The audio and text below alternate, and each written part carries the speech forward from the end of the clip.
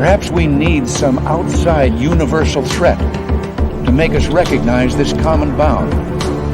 I occasionally think how quickly our differences worldwide would vanish if we were facing an alien threat from outside this world.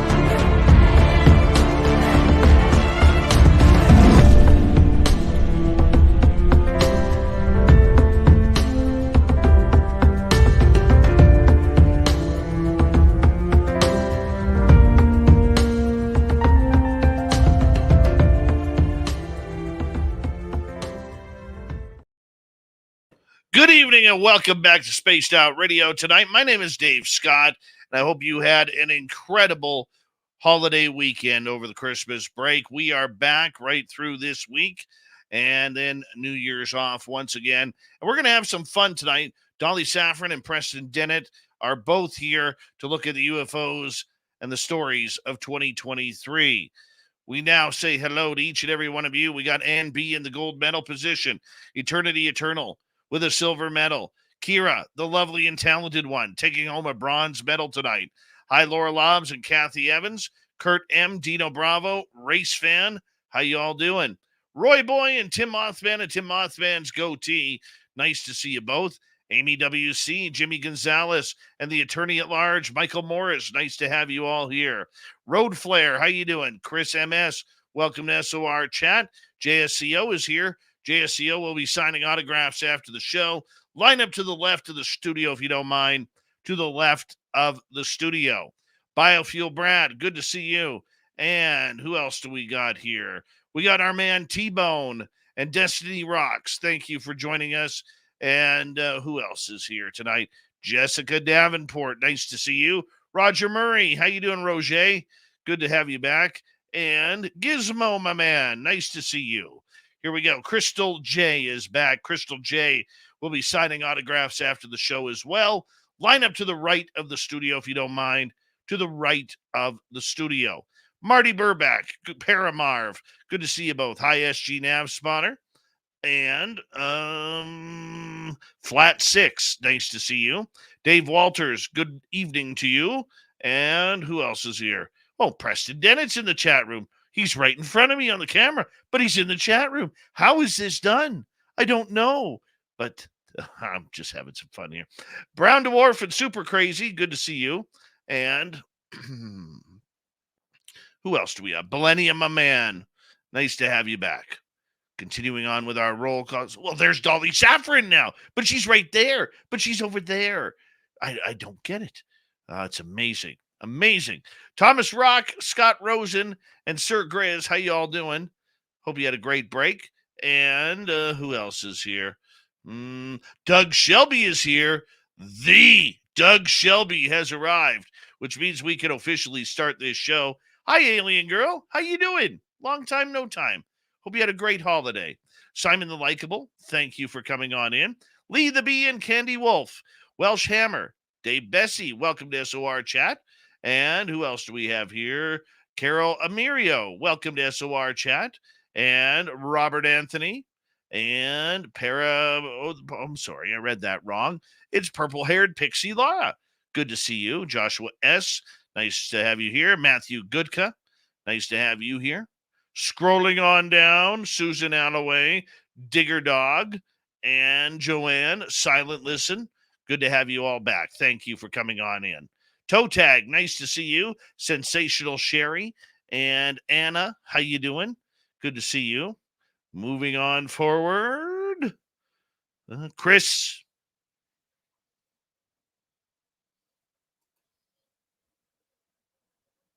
And now we'll get to the radio side of everything. Hi, everybody listening in on the podcast and radio side. Dave Scott here, our first show back from the Christmas break. Dolly Safran and Preston Dennett will be our guests tonight as we await Bill WD-40 to come in and lube us up for tonight's show. Teen, how you doing? Mentira, thanks for coming on in. Blue Jean, Jennifer Patterson, the original AA Ron, nice to see you. As we continue on with our roll call here, Alex Sanchez, nice to see you. Gizmo, thank you for kicking off the Super Chat tonight. The Super Chat is a wonderful way to support what we do on this show on a nightly basis. So thank you, Gizmo, for the love and support. Pam Harris, nice to see you. And who else is here? Skip to Malou, good morning to you. Henry E. White, nice to have you here. Neil Attenberry, how you doing, bud? You getting ready for Reno? We'll see you there. La la la la. Bright, how you doing? Good to see you. All right, continuing on. Let's see here. La la la la. Bright with a nice super chat.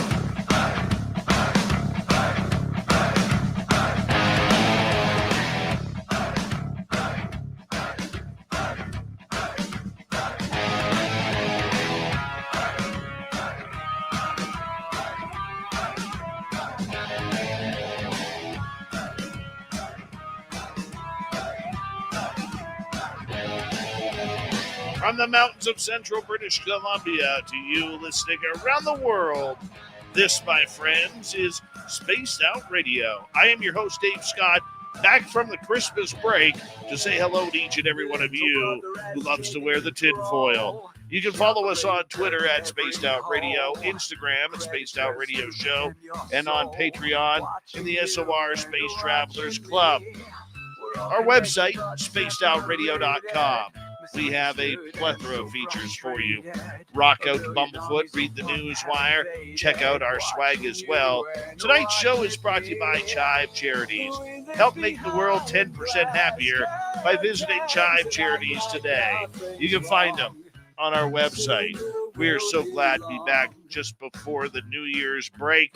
Hoping all of you have had a safe and happy holiday up till now. Well, let it continue right through the brand new year.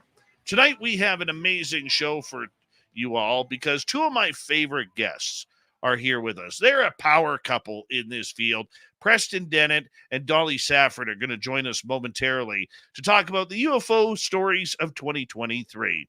Then in hour number 3, Steve Stockton from Among the Missing will come along and have a chat with us about another spooky story.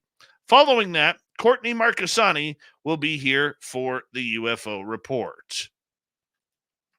Preston Dennett began investigating UFOs and the paranormal way back in 1986 when he discovered that his family, friends, and coworkers were having dramatic unexplained encounters.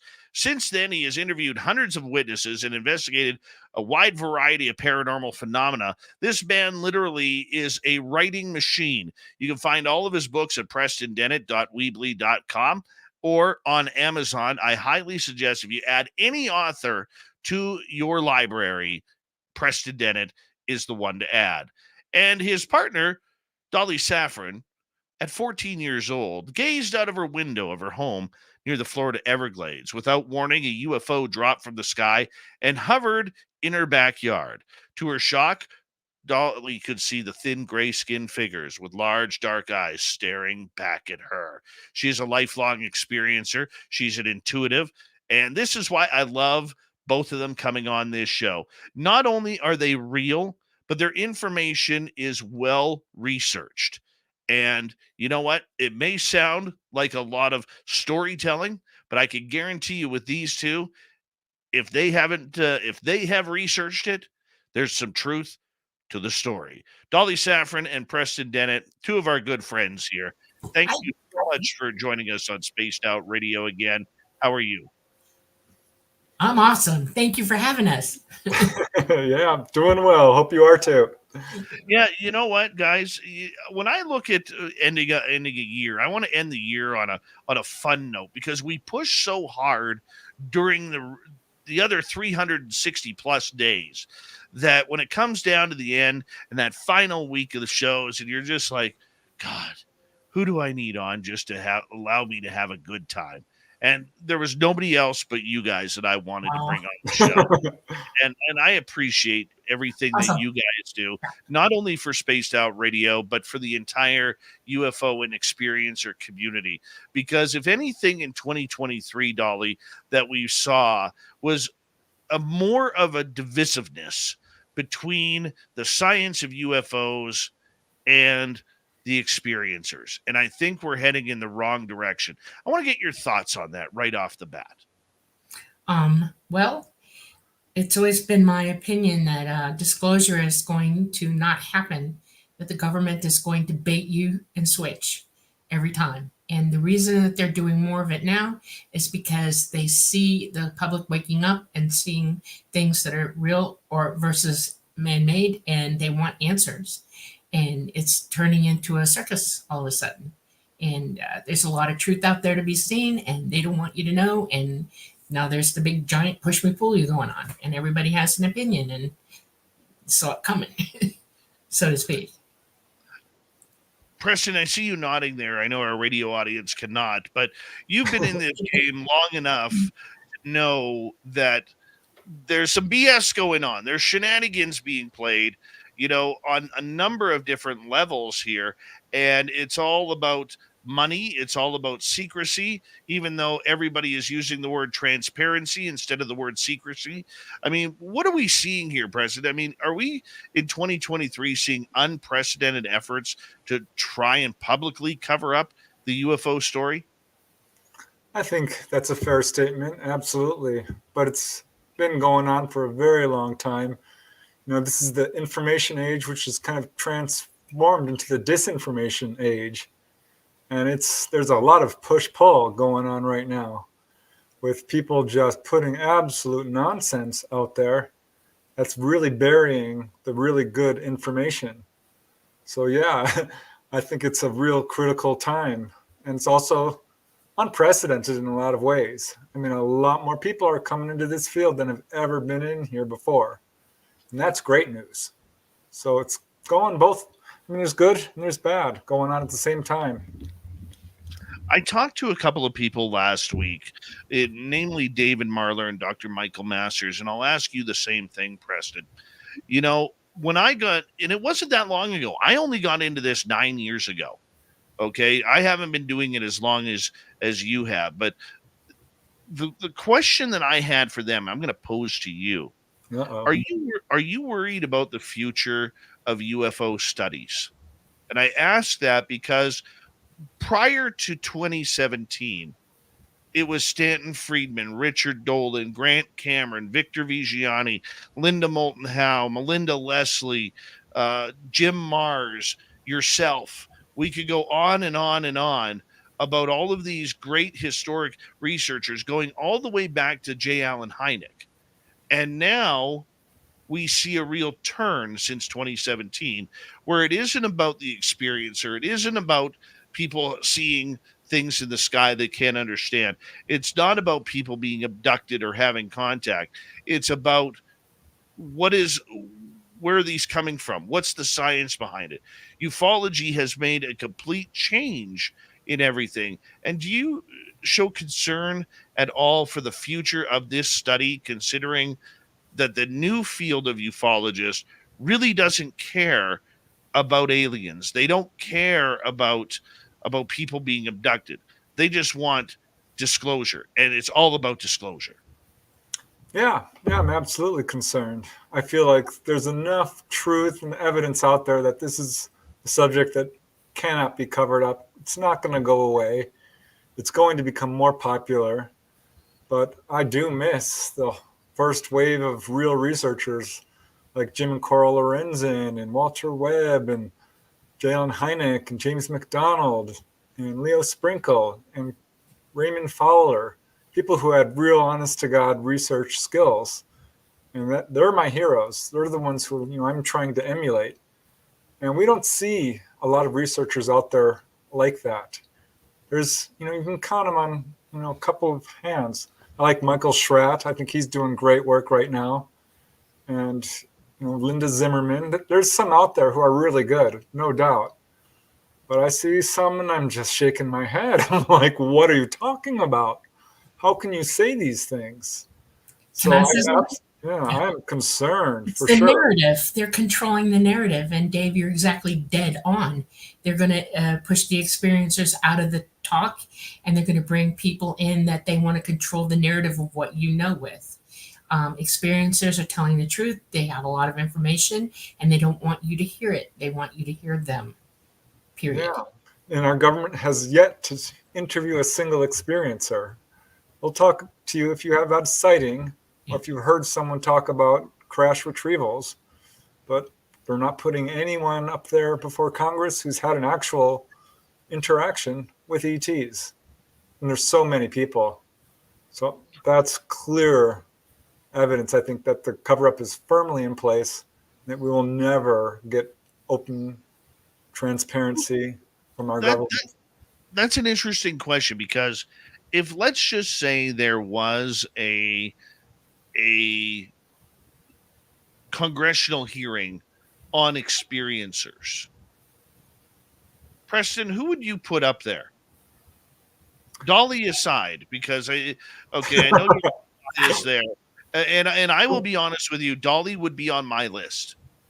Dolly, you would be, if I could give 4, Dolly, you would 100% be on my list. But who would be? Pick your maybe top 2 or 3, Preston. Well, certainly Travis Walton. I think Whitley Strieber. There's a lot of people who I wish were still alive, because I would definitely put on, Calvin Parker and Charlie Hickson, but of course we can't, or Betty Andreasen. And some I just don't know whatever happened to Raymond Moody and a bunch of other people who have really well-known encounters and kind of disappeared off the map. But there's a lot of people. I mean, Michael Carter, he's an experiencer I interviewed, who I'm sure you're familiar with. Great man. Yeah, he speaks very lucidly about his experiences. I don't think there's any shortage of contactees. As far as people who have really good, solid evidence, that's a bit harder to find. It's one of the reasons I do like Dolly's case, because she has a lot of stuff to back up what she's saying. But they're out there. There's a lot of people. You kind of blindsided me with that one. I'm going to have to pick up a list of people I would really like to get, because that's a good question. You know what? There's a new book for you, my man. Who would I put in front of Congress? Yeah, there's a lot. There's a few. How about you? Who would I put up? Moody, Travis Walton, Whitley Strieber. Preston actually has had experiences that he can talk about. I think you have also. It isn't the amount of experiences, it's the experiences that are definable, that are important.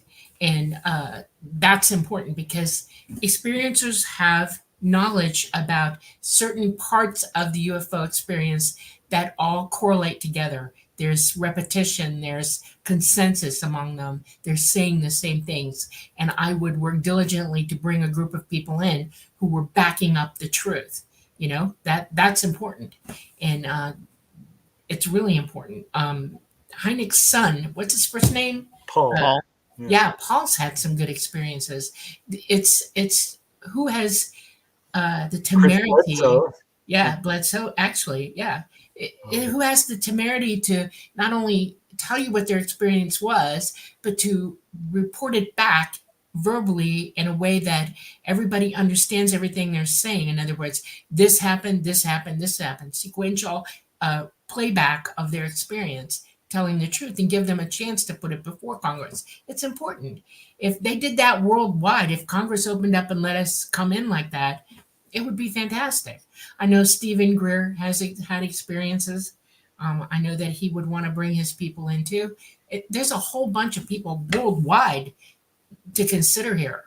It's not just Americans, it's Canadians, it's Swedes, it's French, it's all over the place, German, you name it. Yeah, Alan Godfrey from England, he would be a good witness to bring. He's a police officer who had an experience.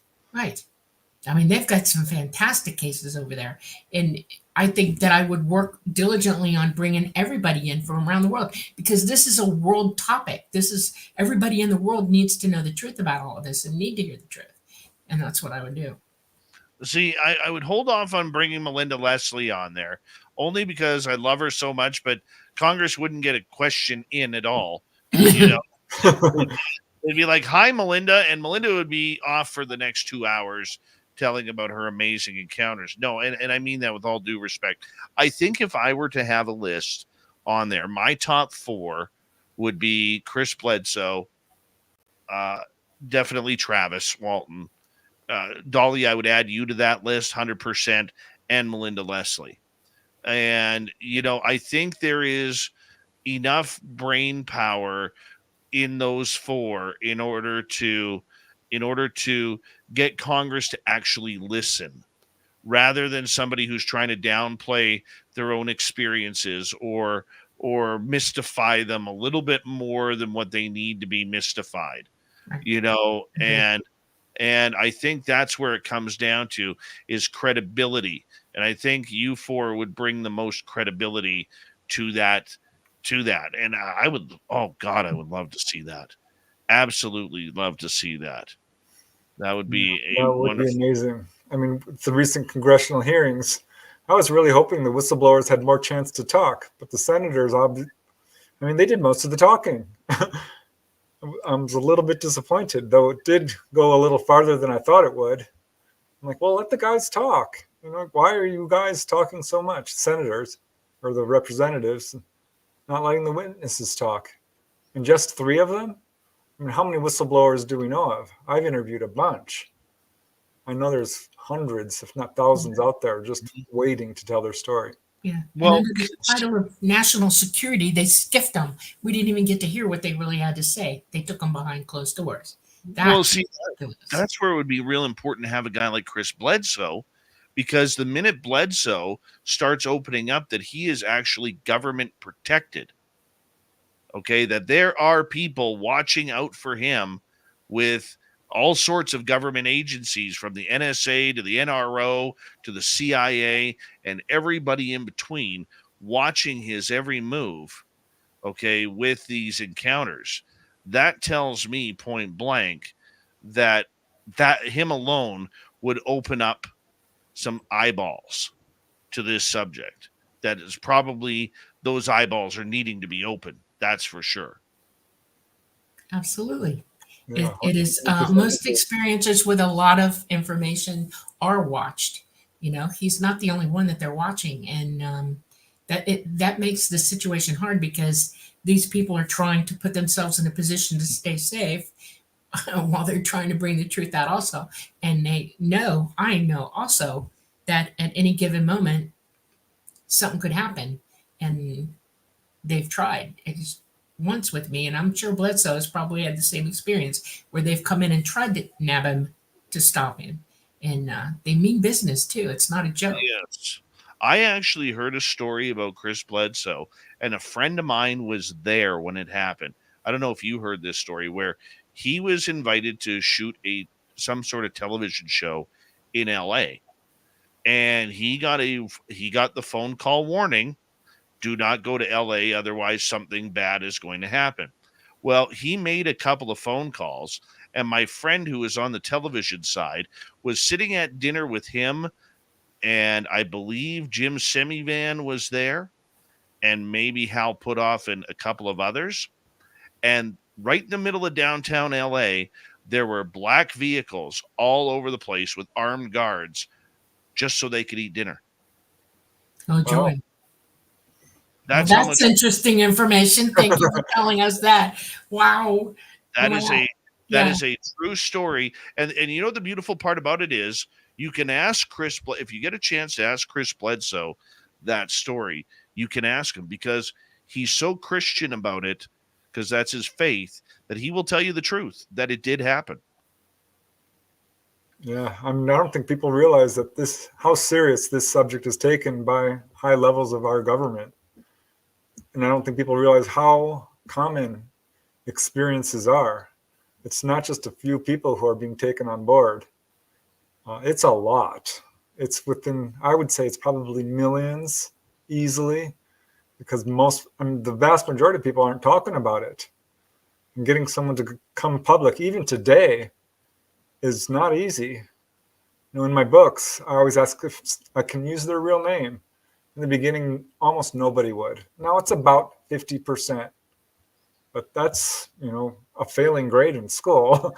So we need to get to the point where everyone feels comfortable talking. And then we'll see how many people are really having these experiences. And it would be a big change in how we look at this.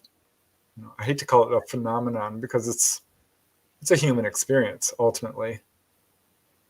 Oh, it's a very human experience indeed. That one that we just cannot seem to shake.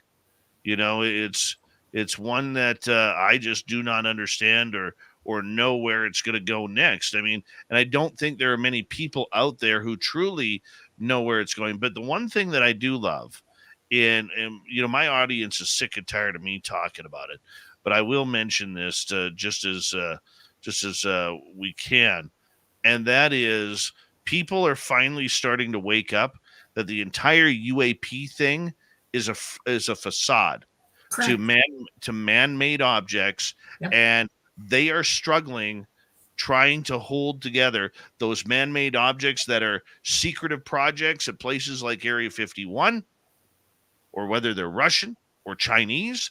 And then over here we got a small group who knows exactly what's going on in the UFO world. And I'm glad that this is finally starting to be nitpicked at by many others besides myself here, because, we need truth. And like Dolly, you stated earlier about transparency, which is probably the most fraudulent word used of 2023. Would you say that? Yeah. Yeah, I hate that term UAP too, Yeah. because people will say, "Oh, you're studying ufology. You're a ufologist." Now, if you call them UAPs, what does that make me? A UApologist? I Something don't like like the sound of that. Right. You want to know what's amazing? After the hearings, a lot of people started saying this, and it was my main beef while I was listening to it. Absolutely lying going on in the face of all humanity, because some of the things they stated were absolute lies. That you could hear it, it. Your intelligence would not allow you to believe it. It was that bad. And the number one lie that they are speaking out loud is that they have to study this subject, that they have to learn and collect data, and that they've started, quote, started opening up things and they're going to look into it, NASA included. And I nearly fell off my couch laughing my off over those statements. Those are blatant lies. NASA knows exactly what's going on. The federal government knows exactly what's going on. They already have the technology to see all the way clear across the universe, just about. Do you not think that they've already figured it out? They have. And yet they sat there and lied, openly lied. And people were just like, what? It's crazy. It's crazy to me. We now have 400 sightings, and we're still not quite sure what they are. Really? Okay. But we know them darn UAPs are out there somewhere. Sure. Okay. It just drives me nuts. It drives me nuts. But like I said, I see a positive. So we only got about 40 seconds here before we have to go to work to break here at the bottom of the hour. I do see a positive that people are starting to wake up to the fact that there is a difference between the two. It took a while, but people are finally starting to see through it. And you can blame the American generals on their own for keep using the word UFOs for UFOs, but for the man-made objects that keep saying UAPs. They're the ones who outed it, not me. Right. I'm sure you guys noticed that too. Yes, of course. Yep. Absolutely. Been talking about it for months now. It's crazy. It's Preston's new pet peeve. Stop using UAP. They're UFOs. I'm on your team back on that. engineered stuff. Yeah, it's crazy. On your team. Dolly Safran, Preston Dennett, taking a look back at 2023. When we return, I'm going to open up to the audience here and to Preston and Dolly about the summertime experience Ooh. on Spaced Out Radio. Next.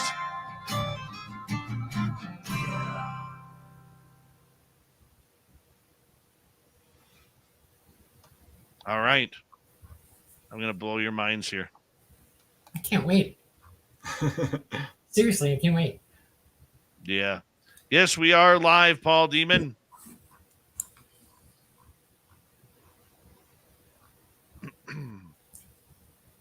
Yes.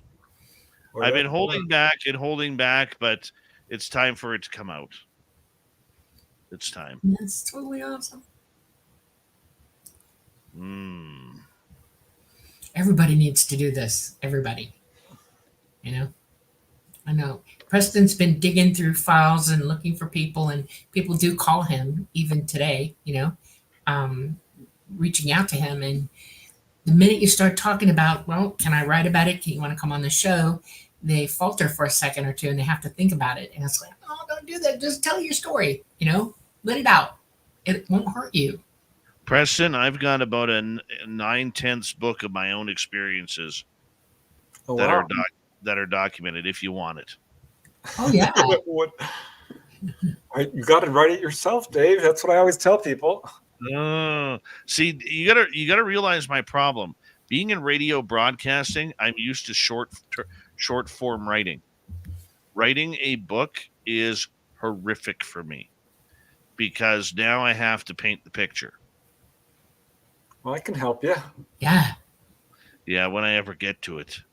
Somewhere on my computer here. I got a few more projects that I need to figure out before I get back to that, but including adding this one. But He's about to finish a book, and he has a little space of time in between, or the next book after that, he's gonna finish writing. Are you kidding me? What do you think he does in the bathroom? I don't know. I think he's lying in the bathtub with his keyboard up, just going like this. Oh yeah, I can see it all right now. I can see it all. Yeah, I've got like 4 or 5 books lined up. Yeah. So I'd love for you to do one in Canada. There are so many. Yes. There's so many hidden Canadian stories. I'm starting to hear them. Yeah. Like in 1970, was it 1971 or 73? North of me, just like the Phoenix Lights, there was a Prince George Lights. Yep. Heard about that? Yep. Yeah, and I've only ever been able to find one Royal Canadian Mounted Police report on it. Wow. Yeah, well, I usually have at least one Canadian story in my books. So. Yeah. Yeah, the recent one, Humanoids in High Strangeness, has a guy from Canada who saw a very strange being, all dressed in black, hanging upside down from the monkey bars at the high school playground as he's walking by. Where was that? That was somewhere in Ontario. Yep. Oh, it's probably a pissed off Maple Leafs fan. There's a whole bunch out there. Nova Scotia's got a bunch of stuff going on too. Nova Scotia. Manitoba has a bunch. Yep. There's a crash site that happened in Manitoba that nobody knows, or very few know where it happened, but the craft was stolen by the U.S. government. Exactly. We just heard this story on another show about a month back, and it fascinated me when the guy that reported it was on the show, and it blew my mind. It's like, what? We went in and got it? When did, he's very upset about it too. That should never have happened. Oh, this one was in the 50s. Yep. Way back when. That's right. Yeah. Just crazy. Crazy. I was just looking to a story in Canada and Banff at a hotel where there was a pool. A bunch of people were in the pool, and a UFO was hovering over a nearby mountain. Forget what it was called, but it came swooping down over the pool and panicked everyone in the pool. 50 people losing their minds.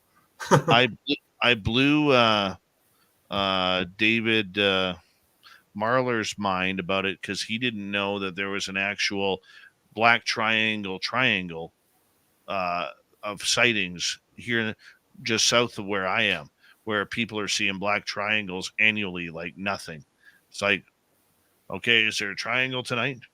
Hold on, guys, 1 second. Thank you, Gizmo, Lala with 3, Dragonfly, W. Decker, Forrest Louie, and Faze Will with the amazing super chats. And don't forget to shop at our store. We do not have ugly swag.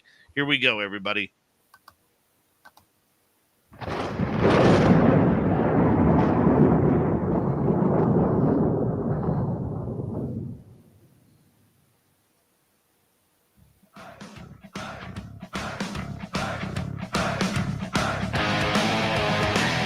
Second half hour, Spaced Out Radio is now underway. Good to see you with us. My name is Dave Scott. Very much appreciate earning your listening ears. Reminder to all of you that if you've seen portions of this show or others, check out our free archives by going to youtube.com/Spaced Out Radio. Do old Davey the favor, hit that subscribe button. Our website, spacedoutradio.com. We have a plethora of features for you. Rock out to Bumblefoot, read the news wire. Check out our swag as well. Follow us on Twitter at Spaced Out Radio, Instagram at Spaced Out Radio Show, and you can join us on Patreon in the Space Travelers Club. Preston Dennett and Dolly Safran are our guests tonight on Spaced Out Radio. Thank you so much for joining us. Stories of 2023, and I got one that's going to blow your mind. Blow your mind. Now, I've been teasing my audience with this one for a while, but I'm probably still not supposed to say anything, but you know what? Things have happened, and I'm just going to out it. I'm going to out it right now. So we were doing some filming, friend Merle, Samantha, Tim, and myself, and we were out in the BC forest, and we went to an area where we had, in 2018, my buddy Merle, Mark, and myself got chased out of the forest by 2 Sasquatch. And it happens to be at Canada's largest unsolved mass murder, which happened in July 8th of 1965, when a DC-6 airplane blew up in the sky about 25 miles southwest of my town. And there was not even any roads out to that crash site when it happened. So there was no chance of recovering anybody who survived. And I think, in my personal opinion, that the Sasquatch protect the area. And if you look at a lot of Sasquatch reports, they seem to hover around cemeteries and places of tragedy. Well, this was tragic. 52 people lost their lives back on that day. Wow. So fast forward to what we were doing, and we were going to do this shoot, and we wanted to go back there to see if Sasquatch was still there. So on the first night, we shot twice out there, and I had never been out there at night, and I am literally at the point where I don't know if I would ever go back there at night again. The first night we had to hang glow sticks through the trees to take this trail I wasn't very comfortable on, but I knew that's the trail that in 2018 that one of the Sasquatch snuck up behind Merle by about 15 feet by using this trail. And so, considering we're in the middle of nowhere, there's no electricity, there's no towers, we're like I said, 25 miles into the forest. And we get to this meadow, and we start hearing voices in the meadow or around the meadow.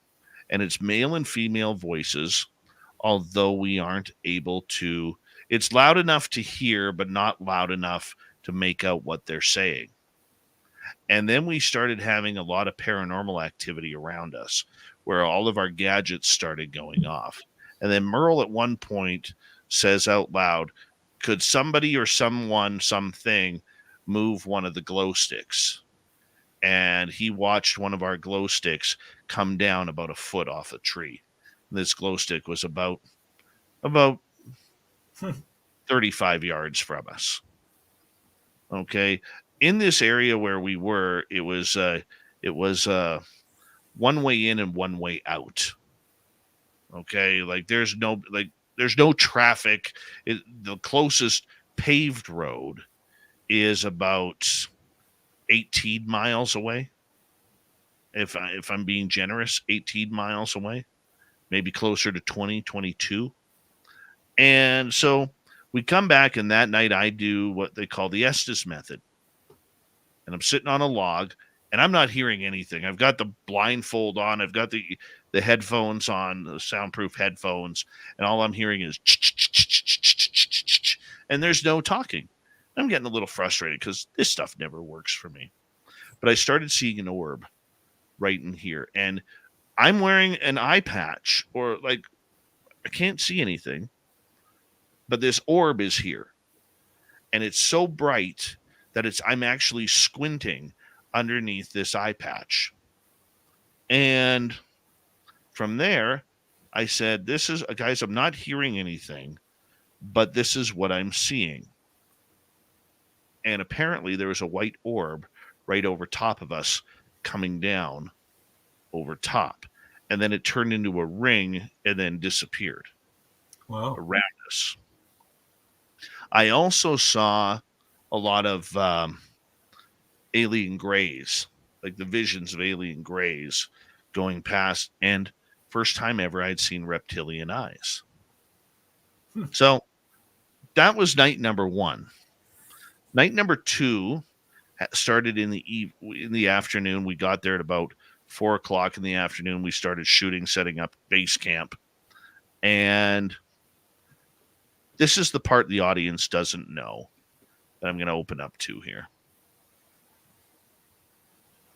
At about 7:45 p.m., Samantha and I, if we were looking west down the path, started getting the feeling that to the west in the trees just by us, we kept on feeling that we were being watched. And so her and I walked down the path and to the exit. So if you walk down this path, it's about a 60-yard path. Okay. And then if you go to the right, you exit out of the forest onto another logging road, which gets you out of there. And if you go to the left, it continues down another walking path. So Samantha and I kept feeling that we were being watched, and we end up walking about 30, 40 yards from base camp, and we could feel electricity running through our feet. And Dolly's nodding there like, oh, yes, I know where this is going. Okay. And we start feeling electricity. So we call over the camera crew and Tim, and 2 of the 3 could feel the electricity. The one who couldn't, we figured it was because he was an ex-Marine and was able to, and he was still wearing his jump boots. Okay, because he felt comfy in them. A lot of veterans do.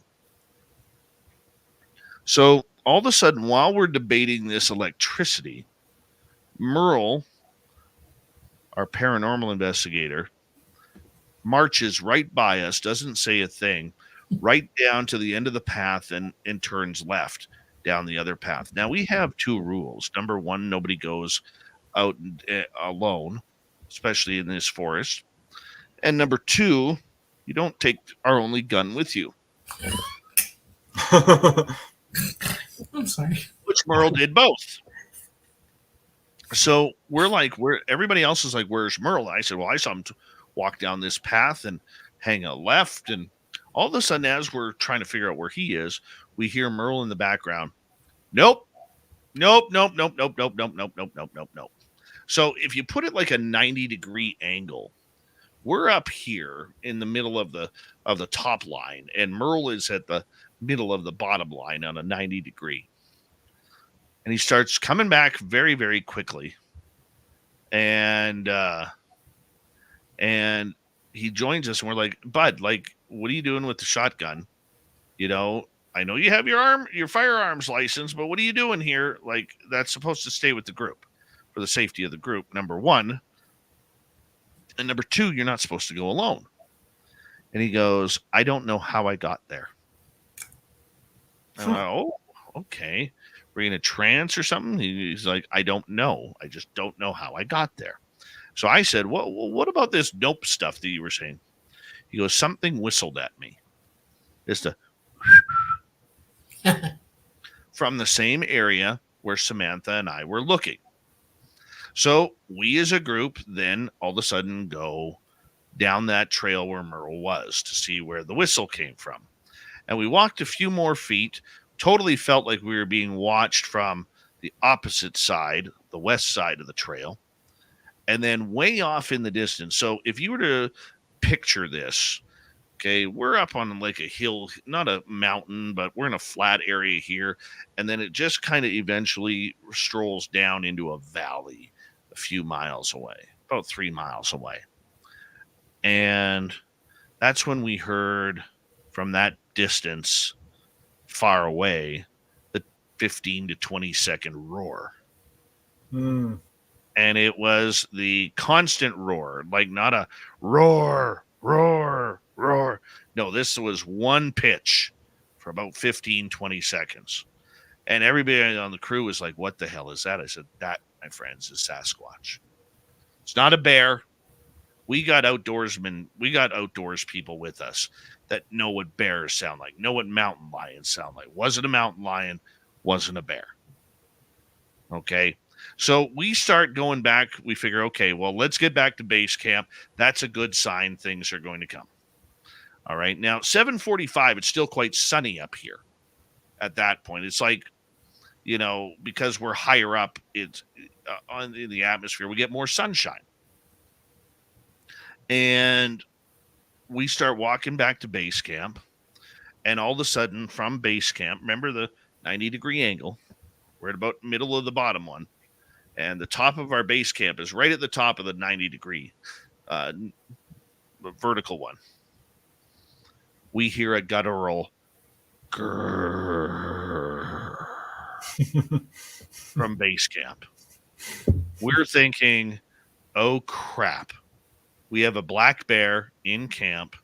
We have 30 grand worth of camera gear and food, and all of our duffel bags are there. And like, this isn't good. If there's a bear in there, and especially if there's a grizzly bear in there, not a good situation. So we start hurrying back to base camp. Okay. And I'm looking through the trees towards base camp because it's not thick. There's a lot of trees there, but it's not thick. And then I stop. And I said to my team, what the hell is that? I see something brown, bronze brown, with the sun shining off of it. There is no hair on this. It's not an animal. It's a UFO. And when the team stopped and they looked, they didn't see the craft. They saw 1 to 2 alien grays walking through the forest, trying to get away from us. And it was, and if you're on the vertical part, we were probably feet wise 60 feet away from this. And it was also in direct trajectory of where the electricity we were feeling in our feet was. So we had a UFO on the ground, middle of the day, with 1 to 2 grays walking. I did not see the grays. I saw the UFO. Okay. And we raced back to base camp, watching that entire area, and they were gone. They just disappeared on us. We didn't see any craft leave. There was no sound. There was no nothing. It was just gone. And all of our stuff was safe at base camp. There were no footprints. There was no bear claws, no bear markings. And I think what happened was that we actually, because of the Sasquatch roar we heard in the distance, it was actually, and I'm going to go full on tinfoil woo here for a second. Believe me or not, I don't care. Okay? I think a Sasquatch warned us that there was aliens in the forest right in between us and base camp. And how I figured that out was not me, but my outdoors friend Mark, who I talk very highly about. He's been an outdoor hunting guide. He's been a wolf tracker, a mountain lion tracker. He spent the better part of his 53 years or 51 years in the forest. And I think that this Sasquatch was protecting us from the aliens that were there. And we felt them. We felt them all night long. Both. We felt the Sasquatch around us, never saw them. We'd hear stuff all of a sudden in the trees. All of a sudden you'd hear like a big thud, which would sound like a heavy step. We heard it all. Okay? We were creating, as Mark said, way too much noise and way too much odor for a bear to come in and check us out. Absolutely. They wouldn't have. Right. They would not have checked us out. Too much noise for too many hours. And yeah. So that I am now 2 for 2 in the forest with Samantha Mowat in seeing aliens in the forest. Well, I have questions now. Okay. How long ago did this happen? This happened in the end of July. Okay. Did you get landing traces anywhere? Did you go back in and look for landing traces? We did not. We went around searching the area. The only thing that we had from it, because it was tight in that area, the only thing that we had was the electricity that we felt. Okay. Anybody get a photograph of anything approaching it? There is great debate on that. I know the UFO was not filmed, but there may be on camera the growl, and there may be on camera the alien. Yeah.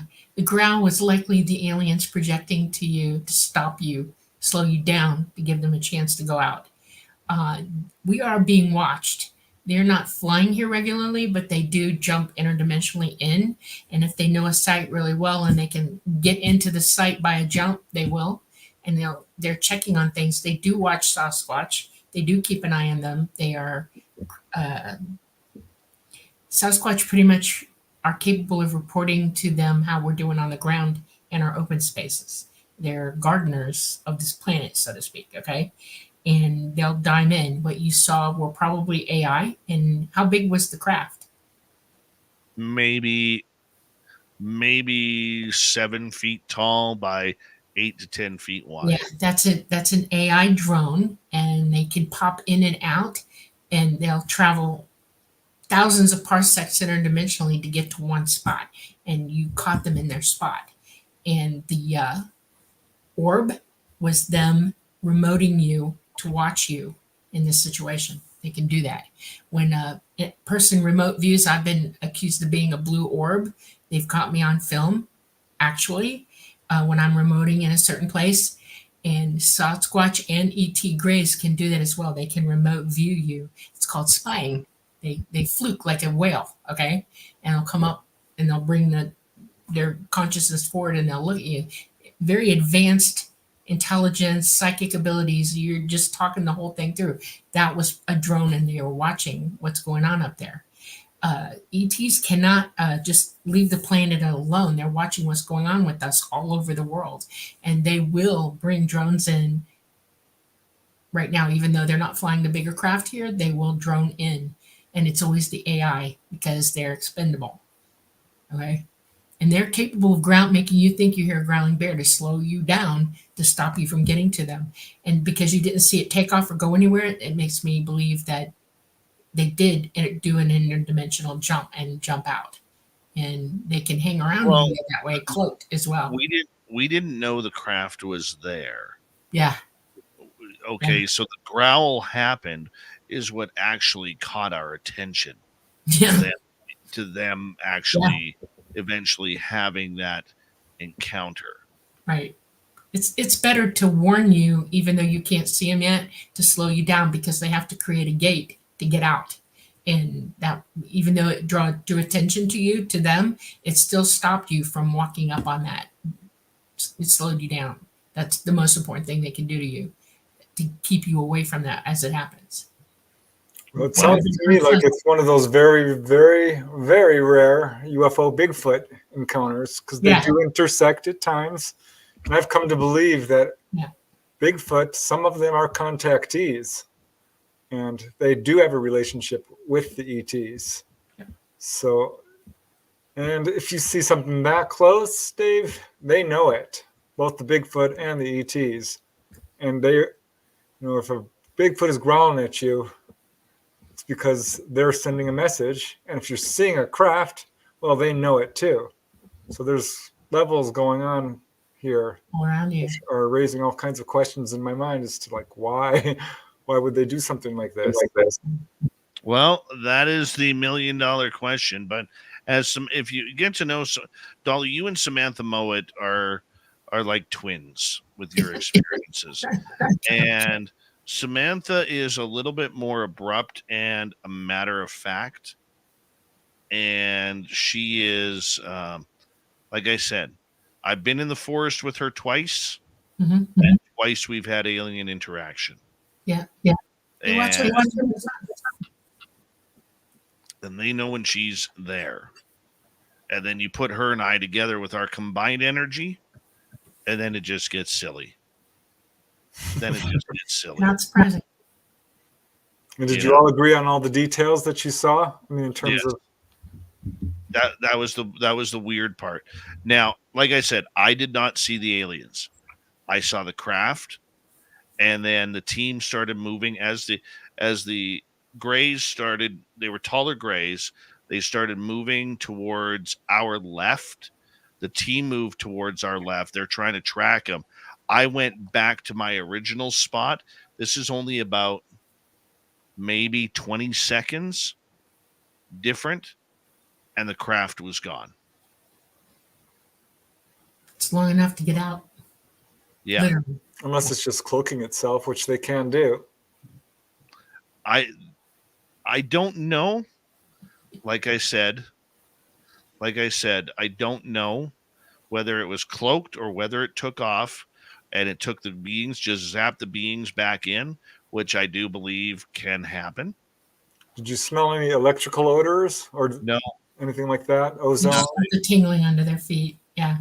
It was coming through. That's how we recognized the area, was the electrical, what felt like electrical current running underneath the ground into our feet. Because we walked like 10 feet to the left or 10 feet to the right, there was no current. It was only in this one spot that was right around. What about other animal sounds? Crickets and things like that? Everything in that area. Preston, I'm telling you right now, you'd have to bring a second pair of underwear there at night, because it is creepy as hell there. Yeah. Do you have an infrared camera or a way to see infrared images in front of you at all? We had everything going. Did you see anything on the infrared? Did you see any heat changes? No signatures. I have a FLIR that also tells temperature, right? And there was no fluctuation, nothing. It was amazing, and we had, like, our camera crew, like I said, had tens of thousands of dollars worth of gear.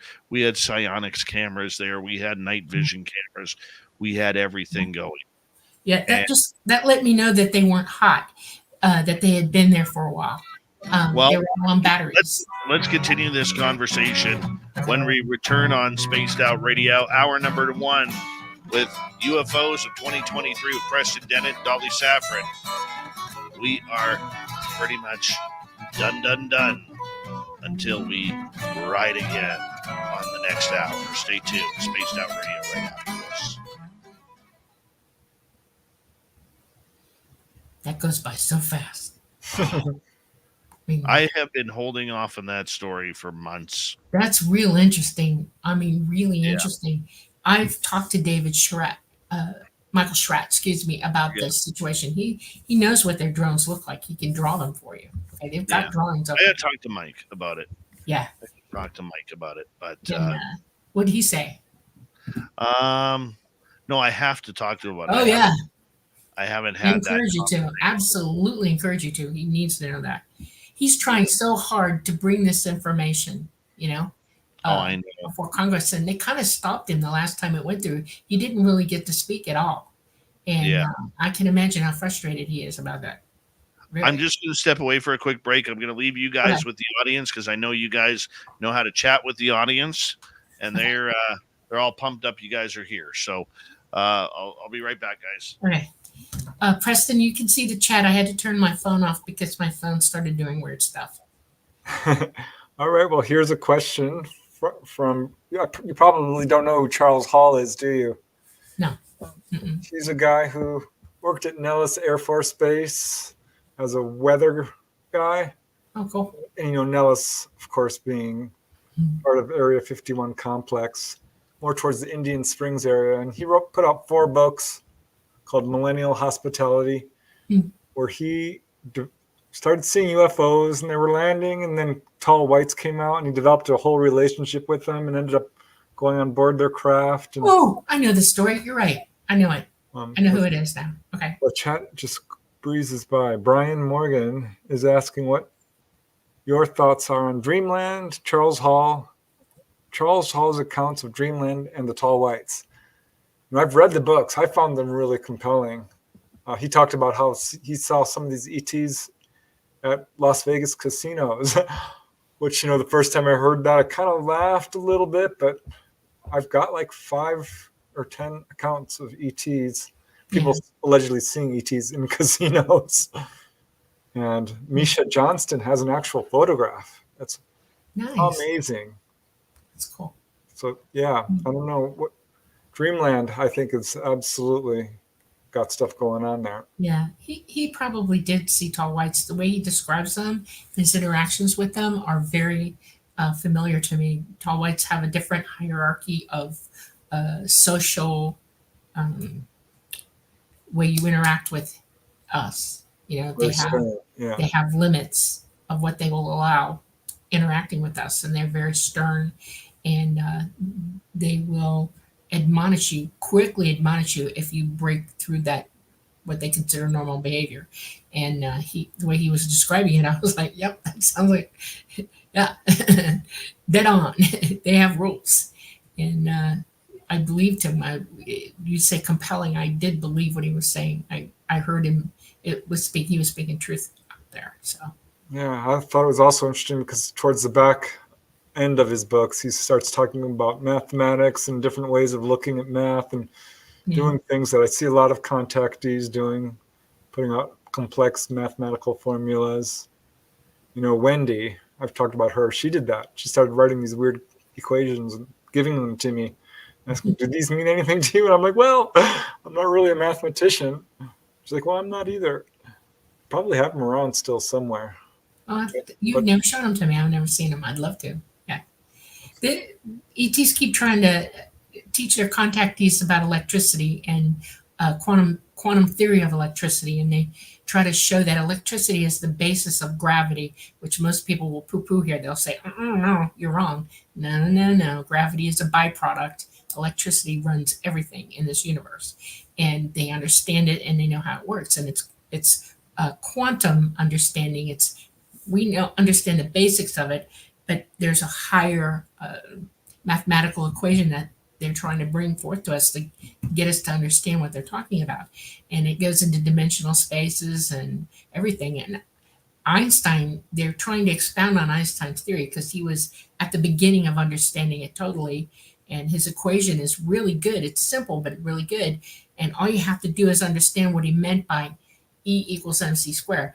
Mass would be gravity squared, but energy, electricity is what he was talking about. Energy, electrical energy, and that's a quantum, a simplistic quantum equation that he put out there because that's the only way you could understand it.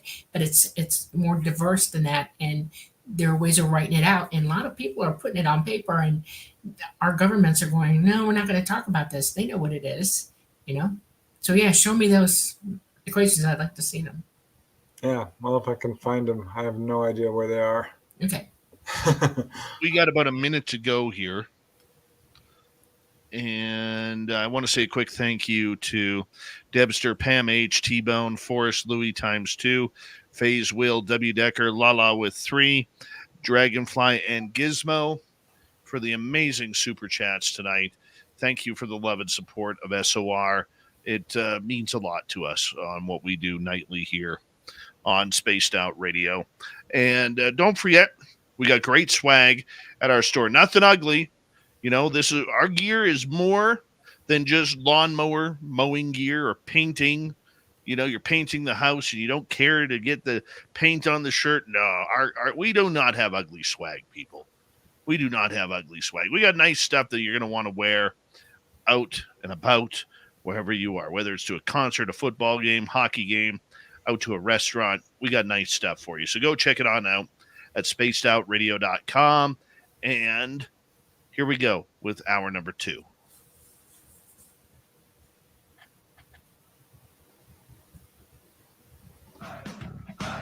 You're listening to Spaced Out Radio with Dave Scott.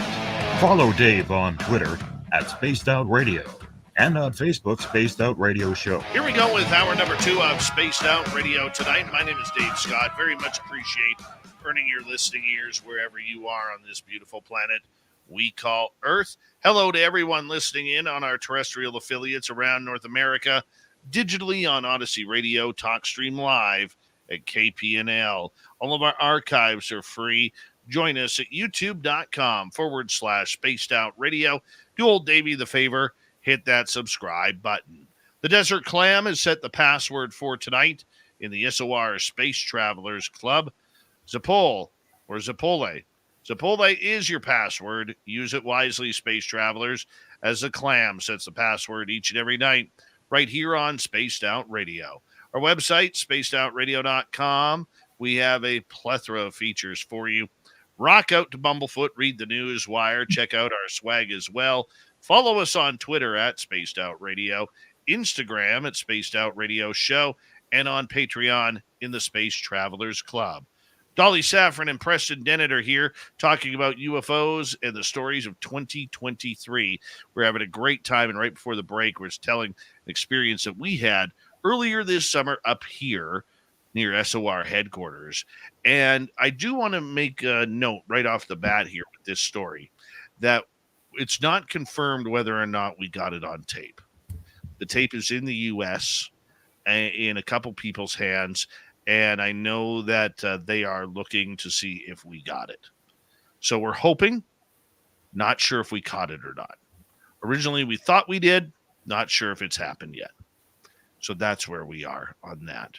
So, Dolly, I know you still had some questions about it. Yeah, quite a few, actually. I've been muttering and puttering over it. The rest of that night, you mentioned that you were feeling like that they were still there, that you were being watched. Yes. Okay? And you all were practicing a technique, a psychic technique, to either see it, feel it, or hear something from it. Did any of you get any messages? Did you all feel like you were receiving some sort of a message from this? Yes, many of us did. Okay. Mainly Samantha, Merle, and myself. Mhm. There'd be areas where I always like to. I don't believe you're. Okay, I got to be careful with how I say this because the skeptics will jump all over me. Okay. But I like following my eyes. Okay.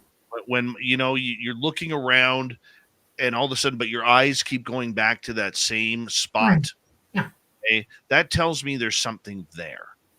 Okay, my eyes and my mind are trying to tell me there's something there. You just cannot see it. Okay. And I'm sure you understand that. Yes, That absolutely. you That's know, a psychic ability talking right there. You're using yeah, your mind, and you're letting your physical eyes, because you're looking with them, and your psychic ability join together to get you to track where you're looking, where you should go. It's like holding a divining rod, and it's pointing you to the water. That's what you're doing. You're divining with your ability where something's at, and you're using your eyesight to track with it to show you where I've it is. heard contactees say the same thing. One guy I talked to saw a gray. His friends came running up. The gray disappeared. And he's like, well, that gray was still there. He knew it was there. He couldn't see it, but his intuition told him that. You have to pay attention to it. We all need to really develop our intuition. This is one of the things the ETs are really trying to get us to do. Right. very, very true. And it wasn't just that. There were, it wasn't just the ET feeling, it was the Sasquatch feeling in the area as well. And there were times where, you'd feel you heard like,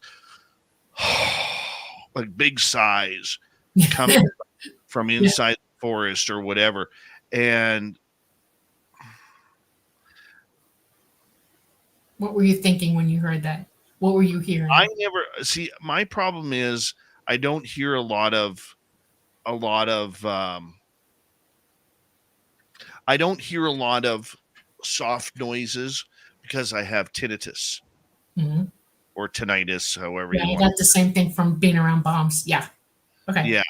And mine's from wearing headphones way too much through my radio career.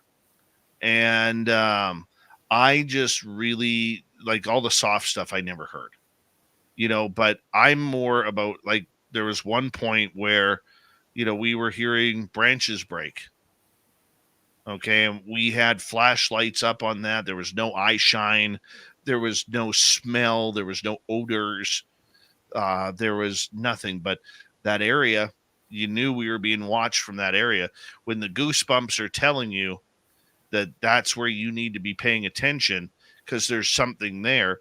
You have to, when you're in the middle of the forest where I am, where there's no humanity around, and there is a lot of big animals that could harm you, Right. whether it's grizzly bears, black bears, mountain lions, bull moose, wolf packs.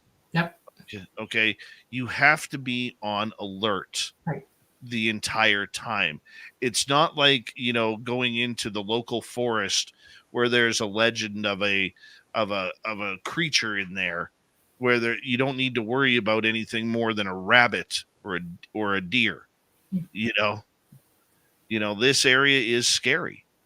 There is a lot, and it's creepy, and it's not fun in there. Right. Okay. It's especially at night. And like I said, I mean, I don't know if I would ever go back there at night again.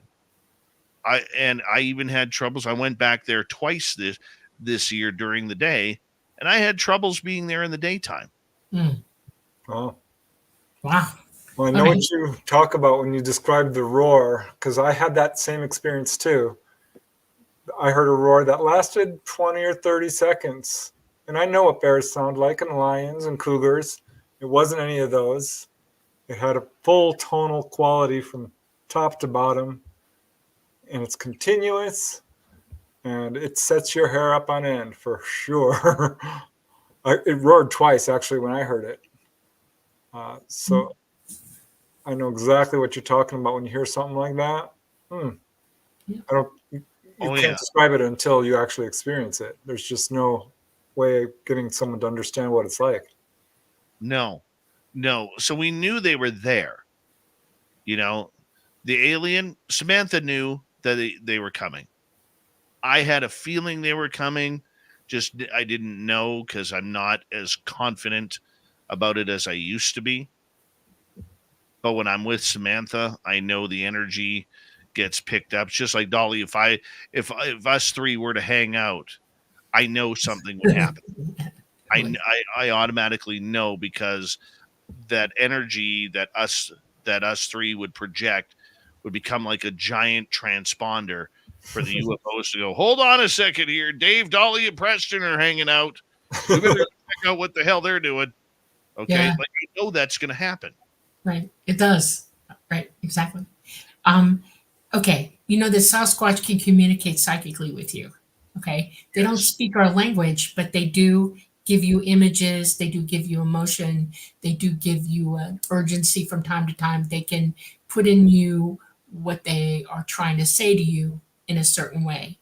And so I'm asking the question, when you all were there and you heard the sign, did you feel like they were trying to communicate with you and that was their way of getting you to pay attention to that? Did you get that at all? Did she? Mm, yes. Yes. And just to add to that, my son, who is 10 years old, Okay. has Sasquatch that contact him when we're in that area. Yeah. Yeah. Yeah, it happens. I used to live in a part of Georgia that has a mountain on it called Pine Mountain. It's about 1,800 feet up. And it's in the midwestern part of the state. And it's a huge FDR state park right there. And I lived in the park in a log cabin. And I want to bring something up because this has always interested me. And you said it a while back, and I want to see if this plays into you understanding.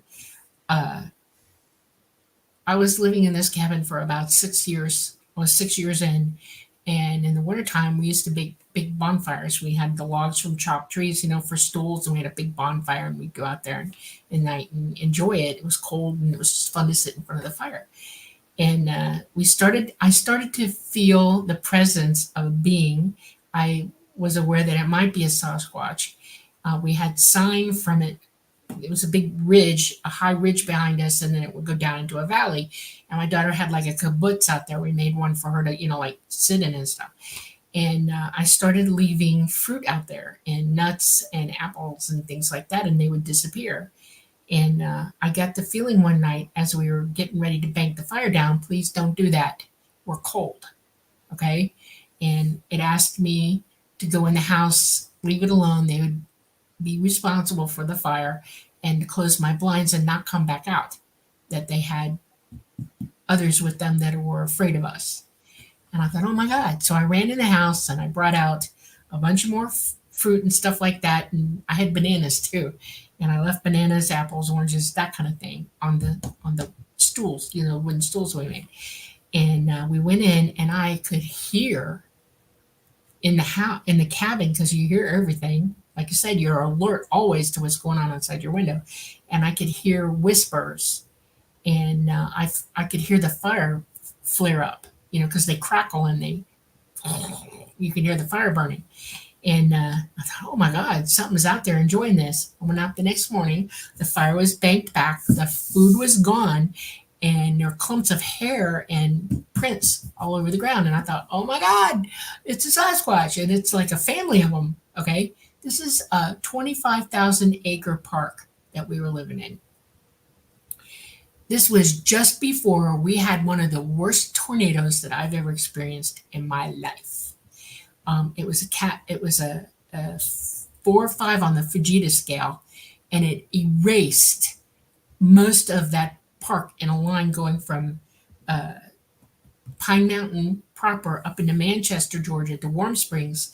All of that. It tore up the park, Daldal's Knob, where Roosevelt had a big barbecue out there, and they had just put a big heavy metal statue out there, and flung it out into the valley.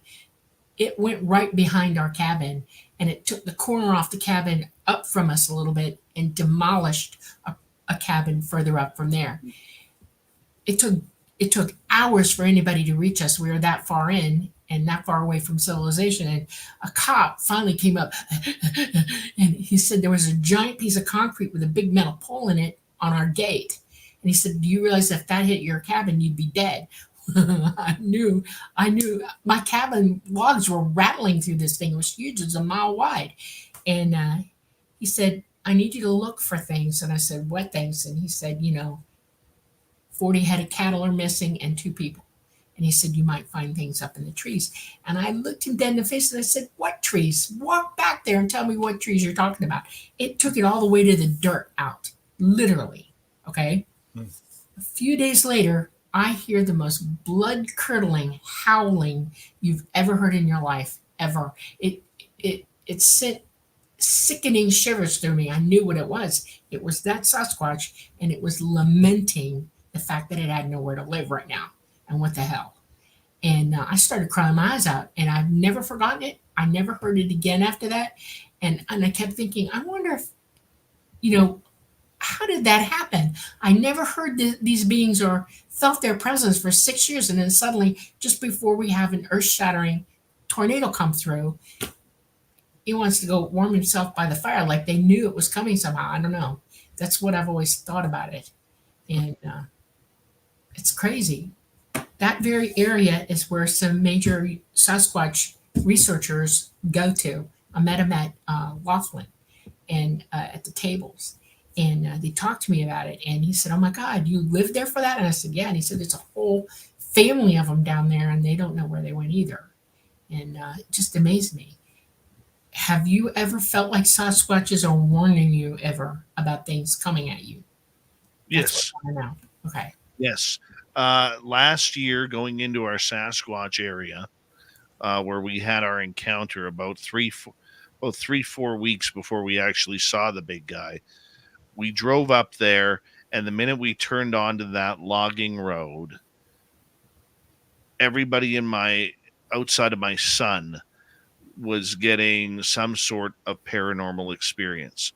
I was the driver, and every time I looked into a bush in my headlights, I was seeing gray alien heads. No. And I knew it was pareidolia. And that happened probably 9, 8, 9, 10, 11 times up the logging road, where my headlights would just catch it, but just the way the tree branches looked, it looked like it was the eyes looking back at me. Mhm.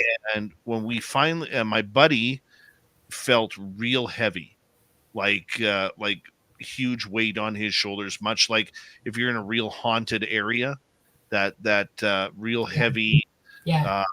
energy that's put on your shoulders. Yeah. And my partner was with us, and she was actually feeling a little bit of everything. Yeah. And when we got to our spot, and when we go to our spot, we do everything the same. Mhm. We do everything the same. And when we got to our spot, we wouldn't even let my son out of the vehicle. In fact, we did not even stop stop the engine. We sat there for about 40 minutes. None of us left the vehicle outside of about 15 feet. The doors were open in case we had to get out of there. And finally, we just couldn't take the energy anymore, that there was something there that was going to try and harm us. So we got the hell out of there. Wow. Yeah, there's lots of accounts of Sasquatch putting out fear to people, and they feel it as a visceral force. And you have to get away, because they will actually put that out. They're very territorial at times as well. But lots of cases of them helping people too. Absolutely. Yeah. This clan that is there, like I said, 3 weeks later, one of the big guys allowed us to see him. Okay, and he was about 10 feet tall. Wow. We saw him from about 100 yards away. And then, in that area, we have had orbs moving through the trees. We've had fairies moving. We've had triangle UFO sighting there. We've had a lot of different activity at this spot. And the funny part about it is, this year, almost been dead. No footprints, no nothing. The odd time we would go there, and it would be like, okay, well, this seems a little different. I might try actually this weekend to go out there, just to see how far. I want to see how heavy the snow is out there, anyways. But snow also makes for good footprints. Yeah. So might see how it goes. But we don't chase them. Right. That's bad. Yeah. We're not like 90% of the researchers that are taking the roads, and paths and deer paths and all that. I've learned long ago that the best way to contact or have an encounter with Sasquatch is do everything the same, and then stay still and wait. Have a hot dog on a fire. Okay. Bring children there to play toys, because children's laughter attracts them, and park in the same place every time. And if let them get used to your vehicles and the sound of your vehicles, and Right. and the lighting on the vehicles, and the people who you're with. Try and bring the same people to that spot. Okay. And if you introduce somebody new, let them know. Right. Yep. And, when we go into that area, we go in armed. But the first thing we say is, hey, this weaponry is not for you. It's not Right. for any extraterrestrials. Yeah. It's for any apex predator that wants to come in and potentially harm us. Right. Right. Yep. So let's get back to UFOs. We got Okay. 3.5 minutes here. Preston, your favorite story of 2023 that you learned of? Oh gosh. Well, I think the biggest story is, of course, disclosure. I didn't get any current 2023 stories, but I did interview some people. And there was one lady from, I think it was Germany or Austria, who had a very interesting story, which occurred some while back, yes. But she was walking along with 3 of her friends when this UFO dropped down, tilted towards them, turned transparent. There was a window, and she could see 3 or 4 human-looking, what we would call Nordics, ETs. And they were Nordics in the sense that they had blonde hair, blue eyes, were dressed in uniforms, very, very tall foreheads, very stern-looking. Just looked at them for about 5-10 seconds, darted off. And I had her draw it and everything, and so you can really get a sense of what it looked like. Very close to her. But I wonder about it, because what the heck was that? She had no missing time that she's aware of. She asked her dad about it, and he's like, well, maybe they were, secret military. And she's like, these were not normal people. But I just think they came down to say hello, I guess, because that's sort of the behavior they do. That to me is one of the most interesting stories I received this year. Even though it's brief, it's such a close-up sighting with humanoids. There's no chance of misperception here. It's multiple witness. It's really interesting. And the fact that she was able to draw it for me, I think gave it just made it a real special story. I can see where that'd be, and yet for as many people who see the grays, it seems like there's more humanoid stories starting to come out. Less reptilian, less mantid, more humanoids. Dolly, are you noticing that as well? I've kind of lived it. I was around the Greys a lot. I mean, they totally taught me what I know. But I've always been interacting with Nordics. I'm part Nordic myself. I'm part Grey and I'm part Nordic. And yeah, there's a lot more of them working with us than you realize. They were living on the planet, and interacting with us that could pass for human. And yeah, there's a lot more. And as they were getting ready to bug out, everybody was seeing them everywhere. I mean, it's not a joke. They were busy trying to bug out, and they came out of the woodwork literally, and everybody was seeing them. So yeah. I think they've always been there, but the Greys kind of took over the media. Basically got really popular, and it's a little bit more scary thinking. But yeah, I'm getting more and more, and I don't know if it's because the number of stories has actually increased, or if people are just like, you know what, this is more and more people are reporting this. I saw this too. So you got one out of Sweden that interested me when you told me about it, about the family that saw them come, and they went far away, and they came up over the houses, and they put it so that they could see inside the craft, and they like showed themselves to them and then took off again and then came back. You just put it in one of your videos. You know which one I'm talking about? I'm not sure. I think you might be talking about the Jesse Rostenberg case, which is in England, actually. Oh, I thought it was in Sweden. Oh no, you're okay. I know which one you're talking about. Mantorp, Sweden. Yeah. Well, let's hold on. Let's go to break. Okay. Let's come back with the Swedish case and the Swedish berries, because those are really good too. And we have Preston Dennett, Dolly Safran, top UFO stories of 2023. Let's get out of disclosure a little bit. Let's get more back into the womb on Spaced Out Radio. My name is Dave Scott, your host. We will be right back.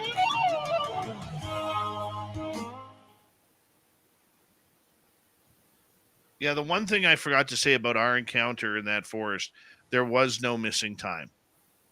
None whatsoever.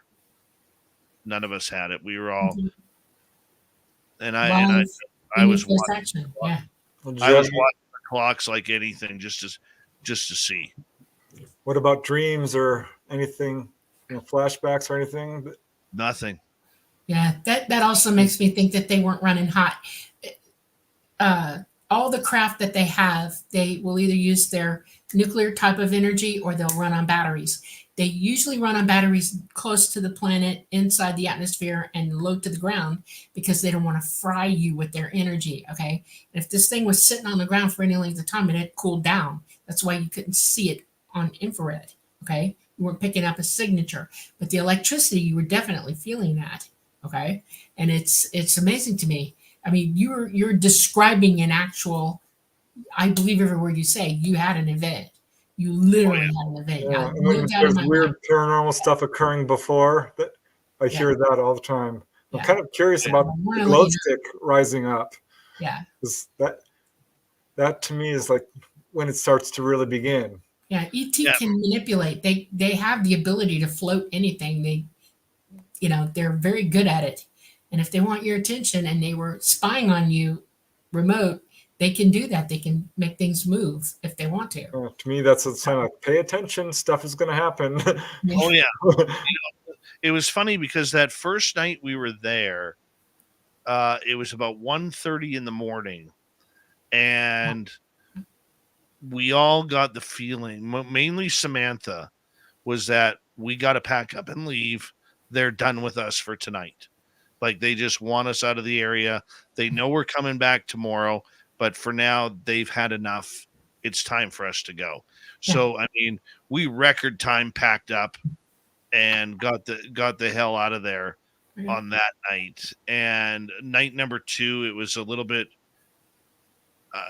they took it outside of what happened during the daytime. They played with us, but they took it easy on us. You know what I'm saying? Right. Yep, absolutely. People don't take this into account. ETs are watching this planet and this solar system, and they are taking readings. They're watching for earthquakes and things like that. We're having issues right now globally anyway with that because of the sun, and they just want to do their job. They want to do their work so that they can report back what's going on with us to let everybody know that we're progressing into this situation or that, and how are people dealing with it. We're all being impacted physically by it. They watch us as well. And since they can't physically be here, they're sending their drones and their AI in to do the job. And they can't just fly in because they'll crash. They jump in, they light gate in, okay? And then they light gate out. And so when they're not busy, when they're not doing anything, they'll play with you. They'll like see how you react to them. It's kind of fun for them. It's like, well, let's see what they're thinking. They'll pay attention to you, and you can't help but notice that when they're doing it. So, yeah. Oh, I hear you there. Like, we weren't scared. There was nothing scary nothing about to be scared of, right? But it was just caught us off guard. It's a little weird. When I was a kid, they would show up, or a couple times I've run across. This happened in 2014. It was the 4th of July. My cousin and I went to the beach. We needed a day off, okay? You're in a zoo 365, 24/7. You need a break, okay? And we finally got somebody USDA certified to sit in the zoo while we went off for 24 hours. And we went down to St. Petersburg, Florida, and we were on the beach after all the stuff. And I was looking south towards Sarasota, and we saw 4 incoming, and they dropped down, and they took off, and they were just doing this repeatedly over and over. And I'm standing there staring at it. I don't know who the heck this is or what they're doing. Okay. And I made a mental connection to them. Hey, I'm standing here watching you. Contact you, talk to me. What are you up to? And I realized that my cousin had gone dead on me. She's standing there with her mouth hanging up, going, and one of them broke off and flew at us, and then went over ahead of me and just let me know we're busy. We're on a mission. I'm like, okay, and it flew back, and I was stupefied because I usually know what's going on. I get warned about things from Todd all the time. This is happening. That's happening. Look for this. Look for that. I had no clue. And then I realized I started paying attention to everything after that and realized that they're so doggone busy, you can't know everything. And I've run into them a few times without being warned about it. And it's like fascinating to me. It's like I'm looking at it from the human perspective. Look, Yes. It's very cool. Yes. I'm going to get you guys to hold on right there. Thank you to all our super chatters tonight. If you're new here, don't forget to hit subscribe and ring that bell. Here we go.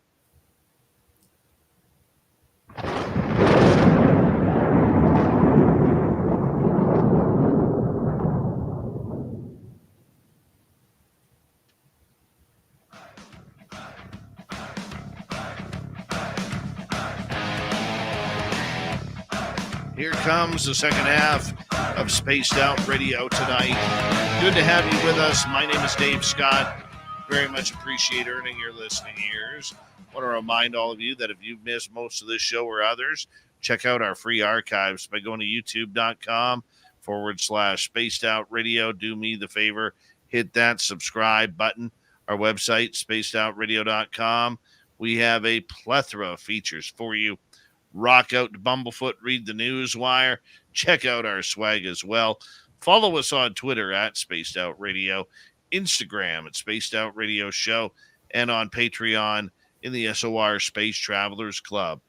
UFO stories of 2023. Yeah, we're sick of disclosure. Let's talk about some of the real fun things that people are seeing in the sky. No better to do this show with. We have until the top of the hour.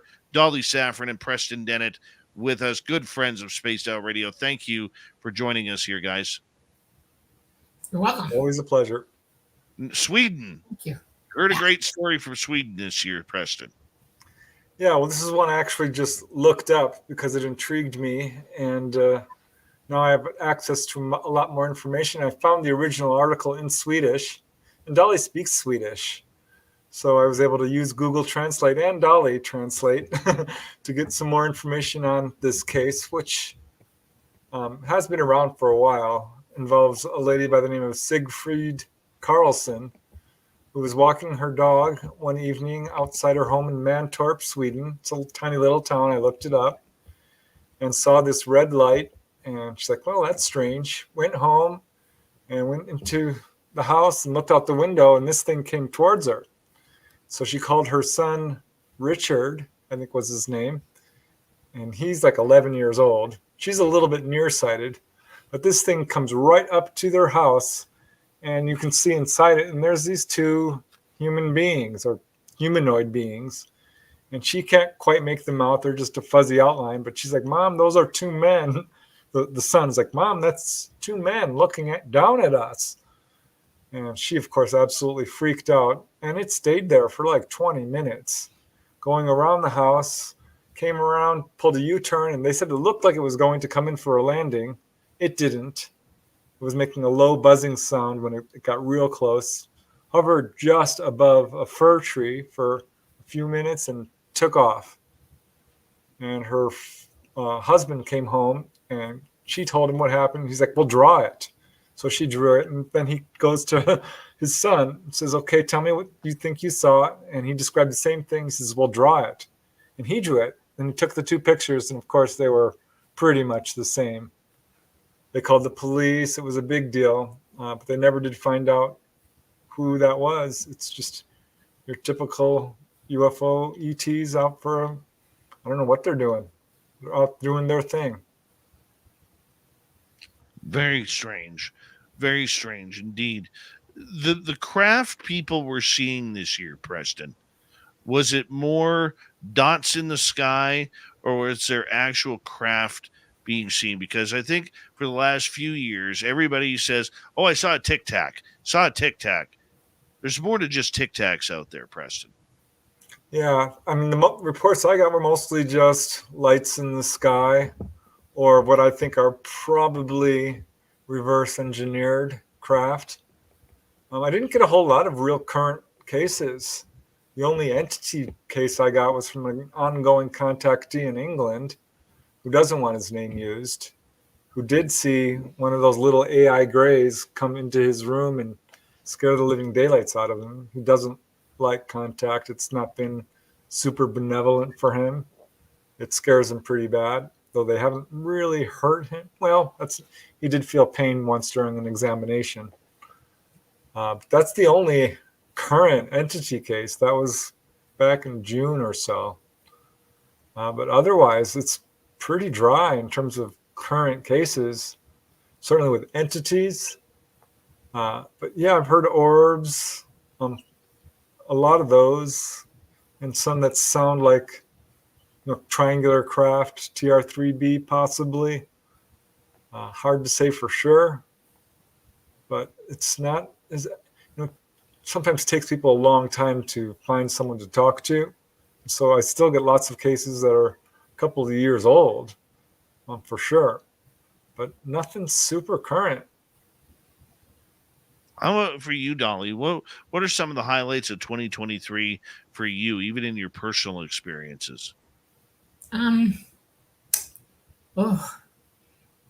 Basically, I am still in contact with Talata. He hears me, I hear him, and Mama from time to time. She's busy. He has let me know that if I get in trouble, he'll show up, and that recently did occur. He did show up, and somebody that we know came to me suddenly out of nowhere saying, I saw this. And I said, please describe it to me. And I showed her a picture of him and she went, oh my God, that's it. And I'm like, okay. So I got confirmation it's really him, and he has since left, and he was just helping me with something that I needed really, really bad. I have been told by them what they're up to. That's a highlight for me because I know it was a concern of mine when I stayed back that we would be totally forsaken, okay? That we were totally 100% on our own and they weren't going to do anything. And that's not true. They do have drones. They are monitoring our system. They are watching. They just can't be here because of what the sun is doing. The energy that's coming in and our magnetosphere sucks right now. That is a highlight for me. That just made me feel a whole lot better with our situation. They're on the edge of us watching when they can come back. They're literally poised waiting to be able to come back here safely. And that's when you're going to see them for real. There will be no more government needing to tell you what's going on. The other highlight of my year this year is even though I'm watching disclosure not happen, it's getting more and more oblique about what's really going on and playing with us. More and more experiencers are coming out. I mean, Preston's being inundated by people. We're hearing people all the time, and that makes me happier than anything. Because they're putting two and two together. They're waking up. Everybody's trying to use their abilities. They're paying attention to. They're using the scientific method. If you see it, prove what you saw. That kind of thing. Instead of just pareidoling everything, people are starting to go into the nitty gritty of it, and that makes me happy. So that was I did hear one really interesting story from somebody this year, just recently, that I've never heard before. And I love the high strangeness stories because they really make you think. And this guy swears up and down. He had a friend with him. They were walking, and I can't tell you when this occurred or exactly where. I think it was in the U.S. and 10 or 20 years ago. But they're walking down this pathway. I know this is going to sound strange, but I went back and forth with him by email, getting all the details about it.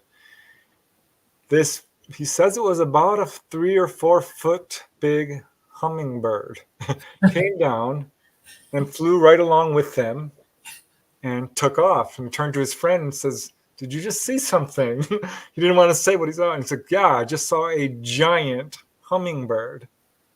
And I asked him about it. I said, did you hear anything? He says, no, actually we didn't. Because something that big would have made a lot of noise. So something else is going on there than a hummingbird. I don't know what this is, but he says it had the whole ruby throat, the big wings whirling around, looked right at them, it looked at them, and it was about 10 feet away. So I don't know what that is. I don't know what to think of it. He hadn't had anything going on at the time. He does have some other scattered paranormal events.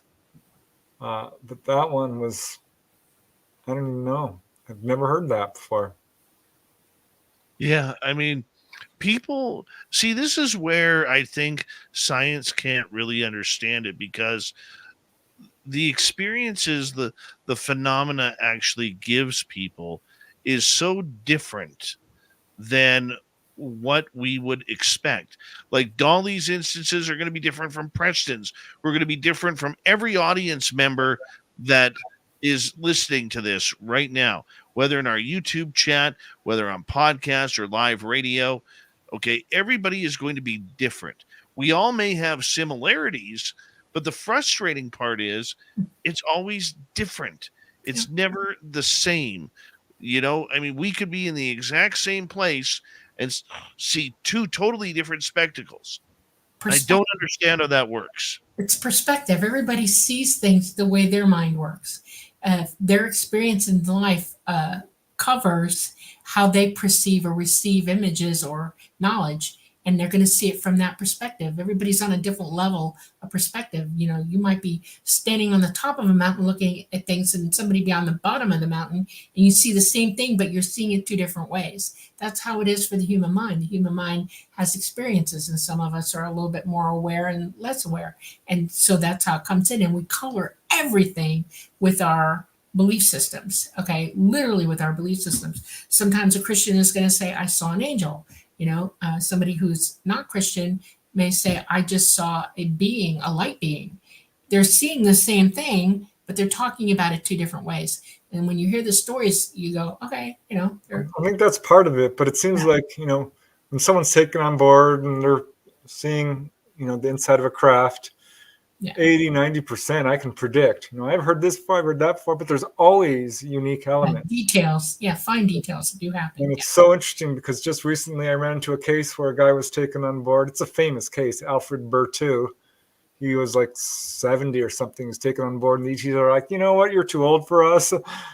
Go on. This was in England.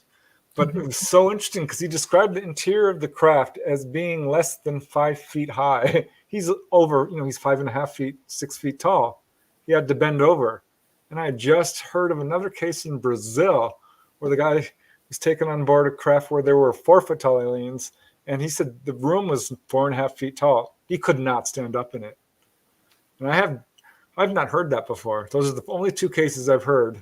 And, but like, wow, that is bizarre. But here's another case that's saying the same darn thing. It just, I mean, depends on if we're riding in a sports model or not. Bob Lazar has described that exact type of model of ET craft. Okay, they are smaller, they're squatter because the AIs are running through them. The taller grays won't be in them. But it was a big craft. I mean, there was a separate room. Yeah, it's still shorter. When I'm with Talata, the room expands for me. I'm tall. And I can't fit in the spaces where everybody else is. So he heightens the ceiling for me, and he gives me a bigger place to sit. So I'm comfortable, Otherwise, I'd be like this, excuse me, help me out here. My room is big enough for me on board. My bed is long enough for me to lay down on.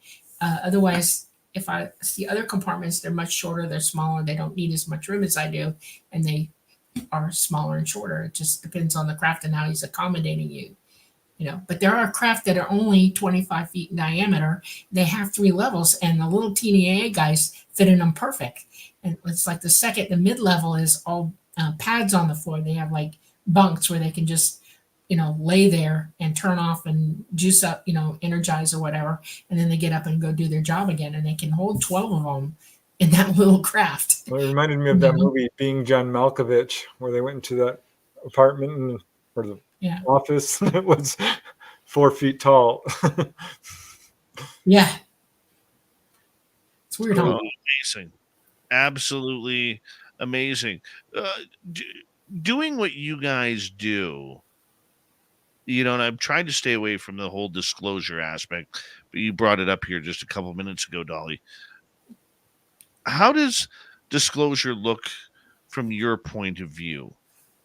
I mean, I'm on the side that you guys have already said.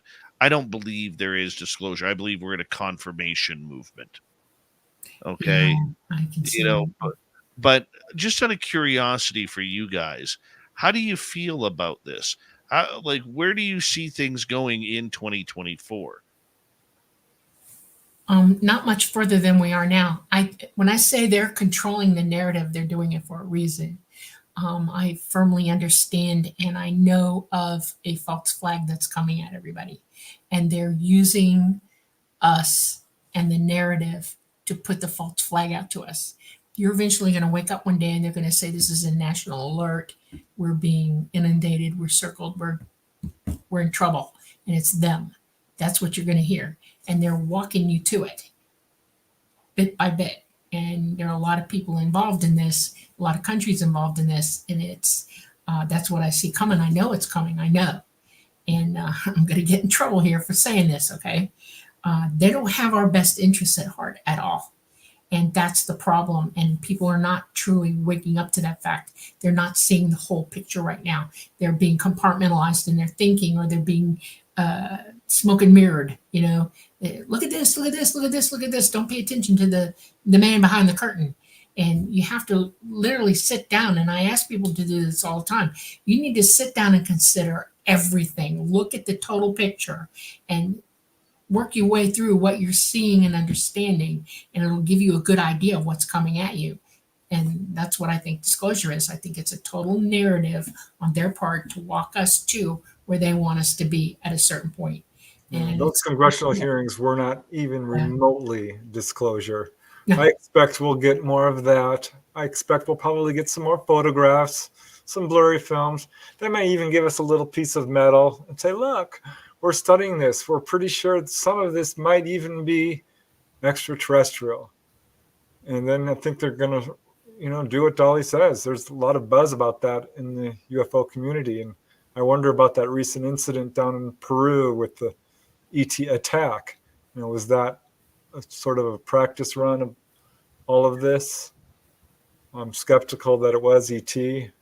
I haven't investigated, so I can't really report on it in any conclusive way. But I'm skeptical because I don't think the ETs are here to hurt us. I know it can be very scary, and I respect people who have a real difficult time with their encounters. I get it. But having studied this for so many years, it's clear to me that their agenda is not nefarious. I really don't think it is. And I would agree with you on that, but we do also have to take into effect, if you look at Peru, you look at all of South America, they seem to get all the badass ones that want to, harm human beings. The question is why? Is that military? Is that black ops? Is that my labs? Yeah, it's part of the false flag. If you want to know, the emergency is going to come straight out of South America. Literally, it already is. They're starting to say things that are nefarious, literally, about ETs, and it's not true. And I read stuff all the time from way back when, all the way up until now. They've always used that continent, their part of the continent, to bring bad news. Yeah, and I've talked to people, in my latest book, I interviewed a guy from Peru who had a very benevolent experience. He was healed. And another guy from Argentina. And they're well aware of that whole narrative. And they're like, the people here don't believe that for a second, that ETs are bad. Most of them have good encounters. But the media twists it and spins it around. There's a lot of bad actors in this field. And that's why I miss the good old days of, honest to God research, where people, didn't. Where do you see the latest news coming from for 2024? Is it going to be more David Grush? Does Lou Elizondo come from his hiatus to make public statements once again? Where do you think it's coming from, Preston? Yeah, I think we're absolutely going to see more whistleblowers. We're probably going to see some people pushing the ET threat narrative and presenting, quote, in big air quotes, evidence of that. And we can see that already with people saying, oh, these pilots are suffering this or that type of radiation exposure due to close proximity of a craft. So I'm worried about that. Just plain out false evidence being pushed on the public. And I think that's what we probably will see. Some real bad actors coming out and putting on a show for us. Right. How about you, Dolly? I think they're going to go higher up in the echelon. I think they're going to start using colonels and majors and generals to start bringing things up. I think that there's going to be an image of them overriding, so to speak, to try to bring disclosure, and you're going to see the government go nuts over it. That's what I think. I think that's the next step. Do we see an official false flag happen or no? Yeah, you will. You absolutely will. They're already working their way toward it. They changed the literature of their reporting to us. In other words, you remember the first one last year where they came out and it was that press conference, and the narrative straight went to national security. Okay, and national security is now part of their daily rhetoric. It comes up every time they talk. National security, arrow, all of that. It's all about national security. And that's the kicker right there. That's the one that you're going to wake up one day and you're going to hear our national security is broken and we're in trouble. And here it is. That's what you're going to hear. Which is funny to me because Blue Book, the Condon Committee, and the Robertson panel said there's no threat to national security whatsoever. You're fine. No, that's all we don't. Yeah. But we also got to remember that threat narratives create budgets with Correct. lots of zeros. Yeah. Lots of zeros. And, whether it's Avi Loeb, whether it's Ryan Graves, whether it's Enigma Labs, or any of these other generic so-called UFO groups that are popping up, they're all after one thing: disclosure for dollars. Yeah, because they need to use that to build their arsenal of weapons and craft. They're not cheap to make, and they're making lots of them. There are lots of them now that you don't see or know are there. Okay, and there are many different types. There's the triangles, TR3Bs. They're the ones that are the rectangular ones. They have laser cannons on them. I've personally seen one fly right over my head at 45 mile an hour, just slowly floating by. And first time I saw one, I shook in myself because that's black ops right there, and it's a crowd controller. Okay, you're going to see those show up. They showed up in Vietnam. They showed up in recent stuff in the Arab countries. It's not a joke. They're using them already, and they're scaring people with them already. People are seeing black triangles all the time, and they're describing. Well, I'm an optimist. I really think that there's an army of contactees out there who know the truth. Right. And a lot of people are going to wake up because I think the ETs are going to, do their part to help that facilitate people's raising their awareness of what's happened to them. And there's going to be a lot of people who are going to buy into the government narrative, but I think most won't. And there's been polls on Facebook like, do you think ETs are here to take over? Most do not feel that way. Most people I've interviewed don't feel that way. So it'll be really interesting to see how, this false flag is perceived by the public, because there's a lot of contactees out there. It's not just a few. Yeah. And I think the difference be between a real CGI or, Dave, have you ever seen the videos coming out of China and Japan of those marquees where they've got 7D holographics coming out, and you swear there's a monster coming out? Yes. You've seen the videos of being in a school auditorium and a whale jumps up out of the floor and splashes down. That's 7D holographics. It looks real. They've put them outside on shorelines and made you think big, huge waves are coming at you. They've been practicing with this stuff for some time. They're going to use that. They're going to make you think you're seeing the real thing. This is not a Yeah. joke. What if they combine that with psychotronic Yeah. technology where they kind of talk to you Yeah. mentally? Yes. Preston Dennett, Dolly Safran, happy holidays, happy New Year to you. We'll talk to you in 2024. Spaced Out Radio continues with a busy hour 3 coming up right after this. Stay tuned, everybody.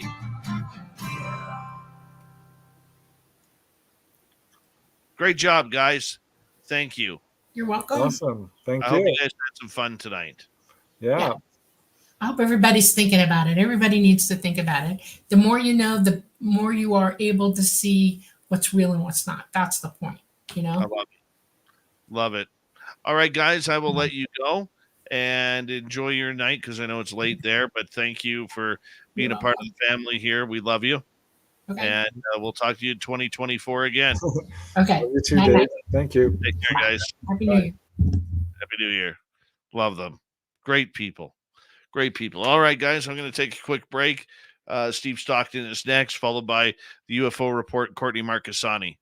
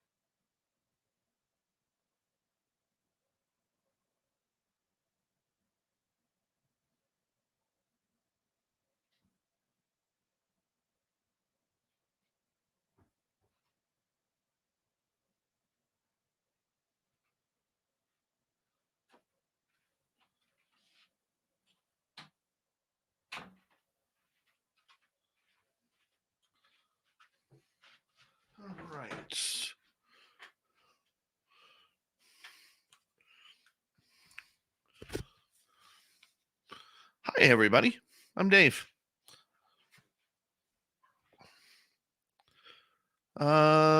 Guitars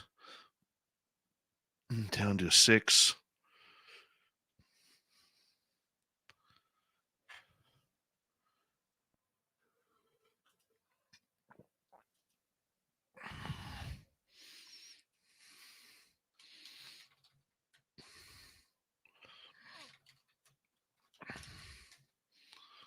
All right.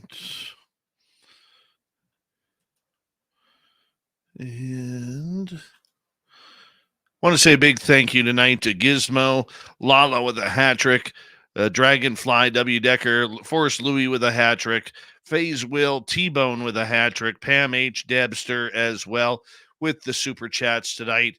Very much appreciate you taking us on in and helping us out. We really do love the support. Thank you to all our new subscribers for tuning us on in as we prepare for the new year. And we're going to have a lot of fun. Don't forget to shop at our Spaced Out Radio store. We do not have ugly swag, people. We got nice stuff there for you. So make sure you check it on out with us. And here we go.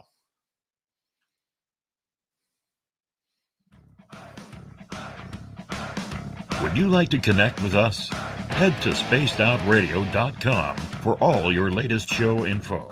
Now, back to Dave Scott and SOR. Here we go with the third and final hour of Spaced Out Radio tonight. My name is Dave Scott. Very much appreciate earning your listening ears wherever you are on this beautiful planet we call Earth. Hello to everyone listening in on our terrestrial affiliates around North America, digitally on Odyssey Radio, TalkStream Live, and KPNL. All of our archives are free. You can join us at youtube.com/Spaced Out Radio. Do old Davey the favor, hit that subscribe button. The Desert Clam has set the password for tonight in the SOR Space Travelers Club. Zapole. Zapole is your password. Use it wisely, Space Travelers, as the Clam sets the password each and every night right here on Spaced Out Radio. Our website, spacedoutradio.com. We have a plethora of features for you. Rock out to Bumblefoot, read the news wire, check out our swag as well. Follow us on Twitter at Spaced Out Radio, Instagram at Spaced Out Radio Show, and you can join us on Patreon in the SOR Space Travelers Club. Here we go. Steve Stockton from Among the Missing is back with another creepy story. Hello, friends. Welcome to Among the Missing YouTube channel on Spaced Out Radio. I'm Steve Stockton, and I'm about to take you on an unbelievable journey of people just like you. Their stories and encounters will haunt us on Among the Missing.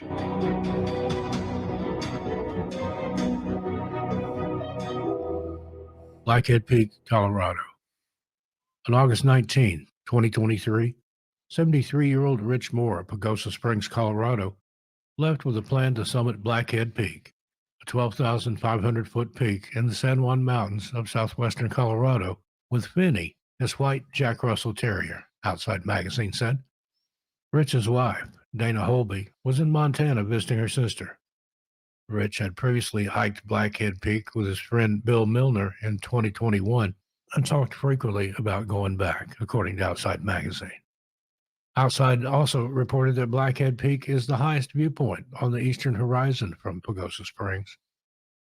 From the starting point, the hike to Blackhead Peak gains 2,150 feet in elevation. Rich told Dana over the phone that he planned to hike the peak with Finney, and Dana asked him not to go alone, said Outside Magazine. When Rich failed to check in that evening, Dana texted Bill Milner and her son, Caesar. A passerby reported that Rich's car was parked at the trailhead parking lot. Caesar and a neighbor drove to the trailhead that evening, and Bill Milner met them there with supplies.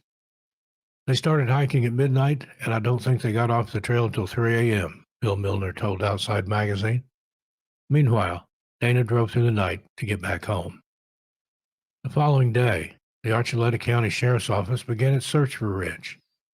In the ensuing 16 days, 176 people, including climbers, helicopters, and drones, searched the peak and dog teams scoured the trails looking for any signs of the duo. Ryan Foster, the emergency management commander of the Archuleta County Sheriff's Office, told Outside Magazine that the mission was one of the largest in county history. You got to get through some steep terrain to get to the summit, which made the searching pretty difficult, Foster said. A lot of teams had to be inserted with helicopters. Search teams and personnel searched nearly 2,000 hours for Rich and Finney, the Archuleta County Sheriff's Office said. Outside Magazine said the incident created a lot of interest in Pagosa Springs. Volunteers posted pictures of Rich and Finney around town, and hikers continued climbing Blackhead Peak, hoping to find them.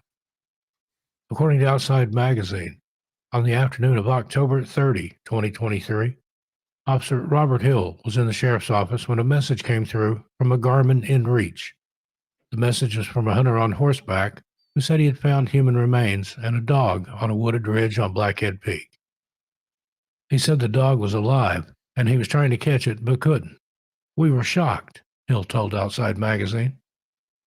Outside also said that Archuleta County Sheriff's Office arranged for a helicopter transport to the area, but the sun was already setting.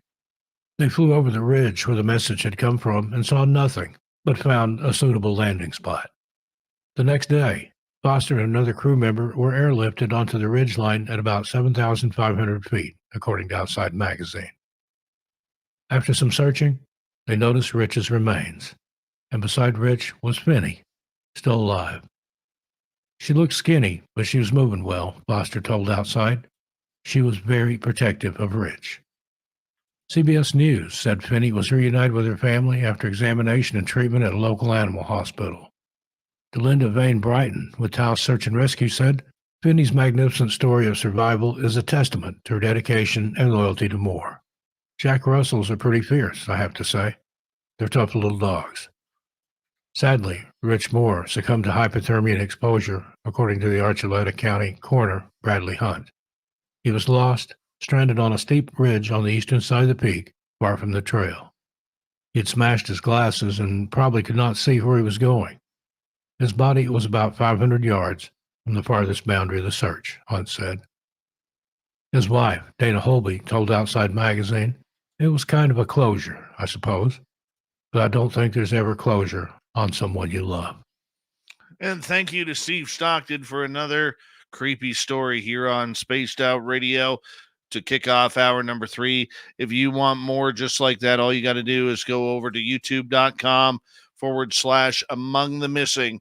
Hit subscribe, ring that bell. Steve brings you new content each and every week. From the missing to the mysterious, here we go. It's the UFO Report. Nobody's going to know. They're going to know.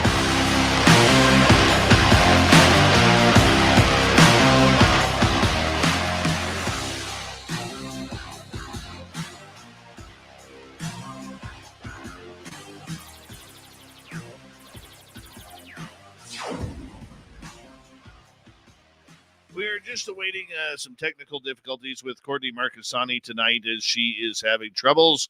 Probably a snowstorm up in Alaska that is causing her internet to go in and out. We're trying to get a full connection here. So we are going to continue on with the UFO Report with me, Dave Scott, checking on in. So if you're in our YouTube chat room and you have any UFO questions regarding 2023, please ask them, as we are going to make sure that we try and get to all the fun, good stuff right off the bat. Now, I'm not sure if you guys heard this report or not, but just a few days ago, there was a UFO spotted over Los Angeles. Now, look, this could be any sort of drone. It could be any sort of UAP that we hear of. But what made this story extremely interesting was that there were 2 jet fighters following Air Force One that had just left LAX during President Biden's visit to the West Coast. Now, the interesting part about this was there was this little orb that went racing by Air Force One. Not once, not twice, but 3 times. Yeah, the president was on Air Force One when this incident occurred. Now, we don't know. Nothing's really been said about this from the White House. Nothing has really been said about what it could be. It looks like another one of those silver round balls, if you've seen the video. It seemed to be powered under its own flight capabilities. It's very interesting video, at least. And it's very interesting because this isn't the first time this has happened to a political plane with somebody of the president's ilk on board. This also happened back in 1952 for I believe the president or prime minister of Korea at the same time. Okay. And so this video was captured from the ground from Los Angeles International Airport as the cameras were following the Air Force One 747 flying away from the city. And this orb, once again, seemed to pass through. Now, here's the interesting thing. We've seen interesting and heard interesting encounters with things at LAX, namely the person who seemed to have a jetpack on the last couple of years that was flying around in the vicinity of the flight paths of LAX. But this is something completely different. Now, The Hill reported this story, and I don't know what to make of it. I really don't. Add to the fact that it's a little bit creepier that President Biden is on there. So it makes me wonder, was this some sort of UFO? Was this some sort of UAP that maybe another country was getting close by? Was it U.S. technology? We don't know. Air Force One is literally supposed to be a highly sophisticated aircraft that has highly sophisticated radar on the aircraft. Now, the incident didn't last long. The orb was filmed multiple times. We're going off of vague information here. Okay, very vague information. What we do know is it didn't look like the Tic Tac, Go Fast, or Gimbal films. But nonetheless, it's very interesting that this comes through. And the jet fighters really do nothing about it. I don't know what it is about that. But gotta wonder. President Bush or President Biden, does he have aliens? Has he got some of them aliens that we talk about? I really don't know. Let's go to a question from Paramarv here. 2023 is another year when no country came out with the truth. Any thoughts on why other countries don't come clean on the alien presence? Why are they bowing to the USA? This is a great question. We know that right now, the USA is leading the charge for the West when it comes to this subject. And it's very difficult politically to come out and speak if you're a small country like Argentina or Bulgaria or Costa Rica or the Dominican Republic or even Cuba for that matter. That's just on the Western Hemisphere. Okay? We have to realize that the United States has a chokehold on many other countries, including the Five Eyes, which includes Canada, where I am, the UK, Australia, New Zealand. It controls a lot of what happens in Europe, defense-wise. Maybe not economically, but defense-wise. And so everybody is feeding to the bigger guy who has the technology, who has the understanding of what these craft may be.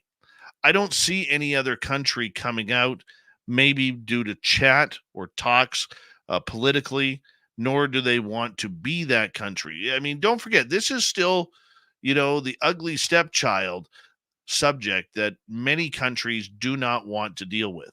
And they feel that if the Americans know something about it, the Americans are going to say something first and foremost. What I am surprised with is that we haven't heard more from countries like China or Russia in regards to this. Now, we know Russia has their hands full in Ukraine right now. China just seems to play the silent but deadly game.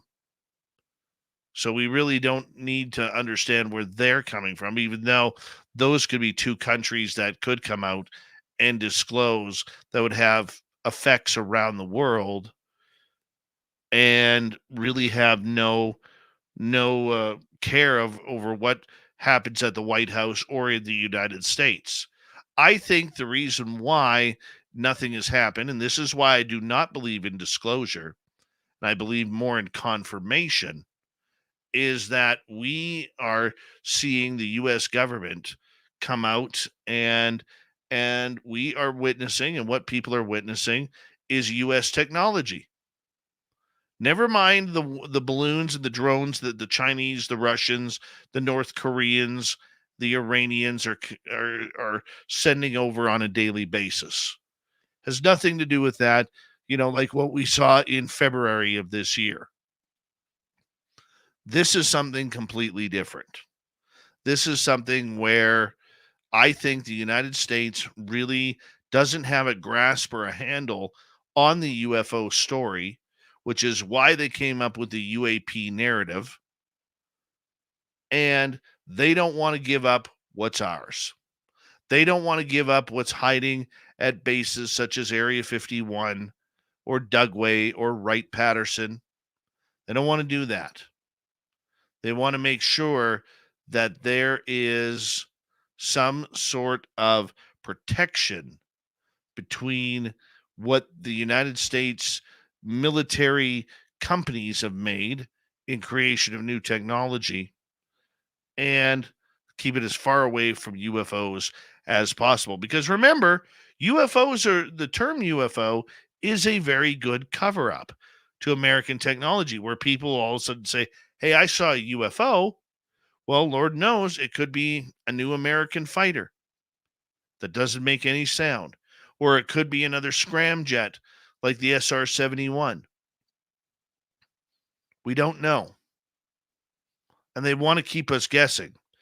And the fact that people may claim to see UFOs when their own technology is flying over, that's a good thing for the United States. Very good thing. So that's why I don't believe that any other country that doesn't have the technology to hide is going to come out and say anything. Trade with the United States is way too important than anything else. Let's get to another question here. This one from Sherry.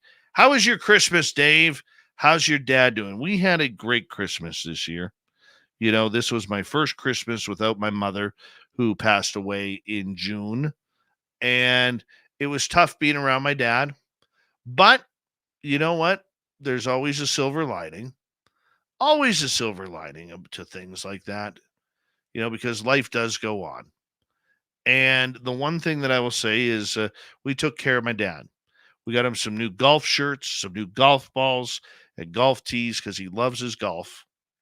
We got him some everyday stuff. You always can go with new underwear and socks, which is what we got him too. I didn't even know he was looking to get a zip-up hoodie. He's wanted a zip-up hoodie for a long time. Didn't even know. I figured, you know what? My dad needs something a little bit more trendy. Let's get him a zip-up hoodie. So I spoiled him a little bit. The grandkids spoiled him. Well, we had everybody over for dinner and tried to make him as comfortable as possible. There were some emotional moments, as there would be. One thing that we did was my mother, God bless her, she loved Coca-Cola. She loved her Coca-Cola.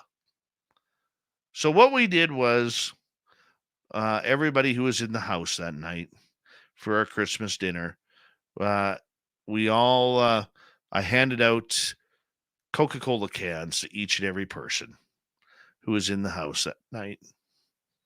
and we said a little cheers to my mom as we cracked open our Coca-Cola and said thank you for being just the most wonderful mother and grandmother and obviously wife to my dad that we could have ever hoped for.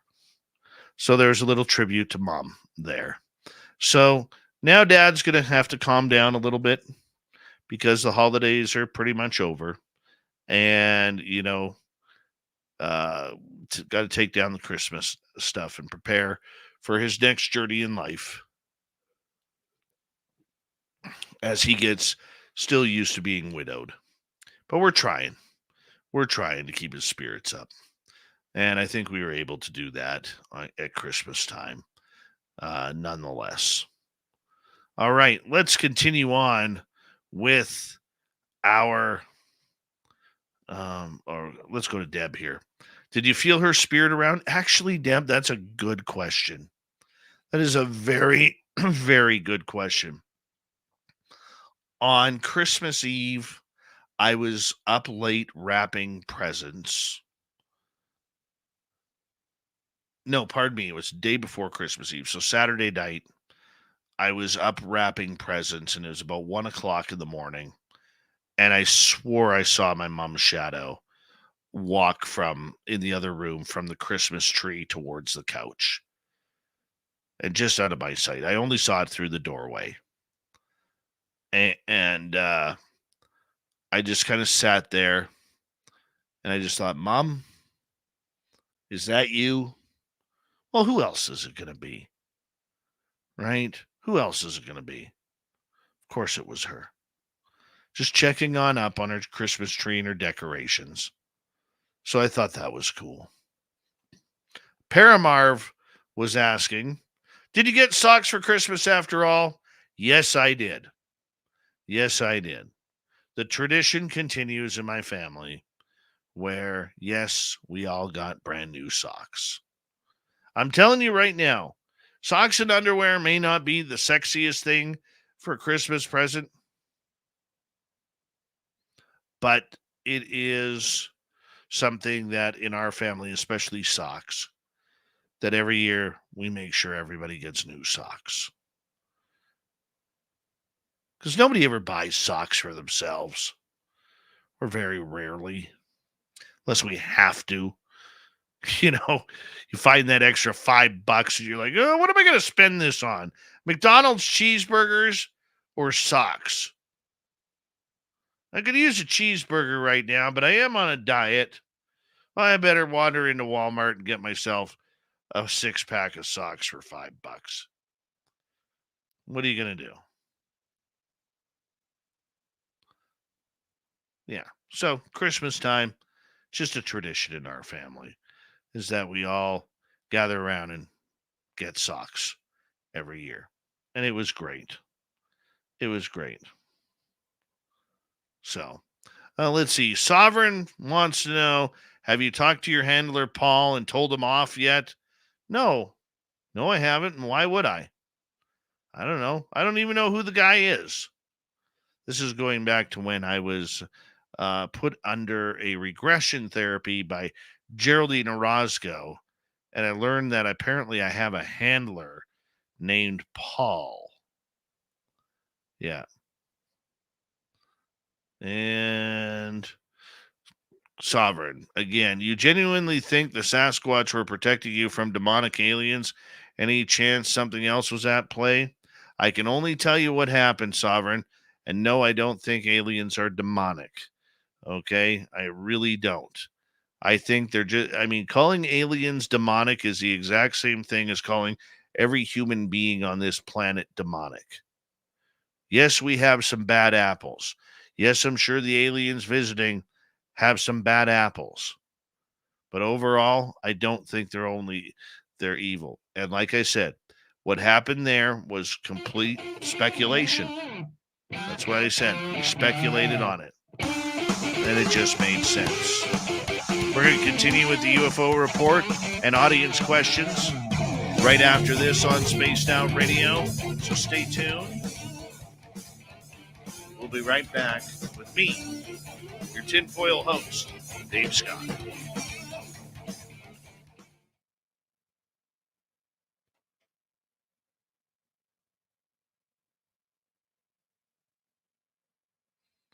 Oh, Race fan got a pair of Bigfoot socks. A Bigfoot button-up shirt. That's nice. I know there's a bunch of you I haven't said hello to tonight. Was busy catching up with Preston and Dolly, and then Courtney's internet connection really hasn't caught me off guard here. So I apologize. I do.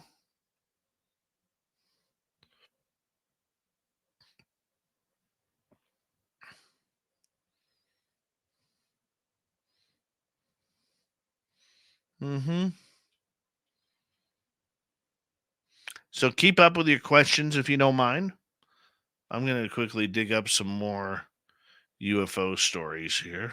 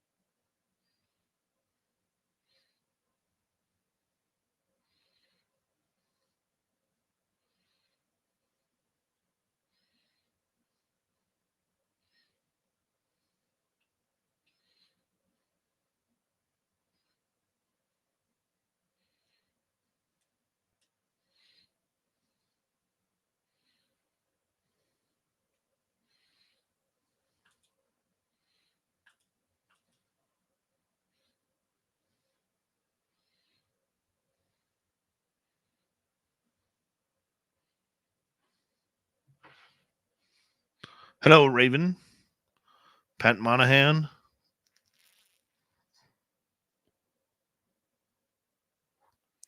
Yes, Pat. I understand exactly what you're saying. Exactly. I just didn't have time to get it figured out tonight.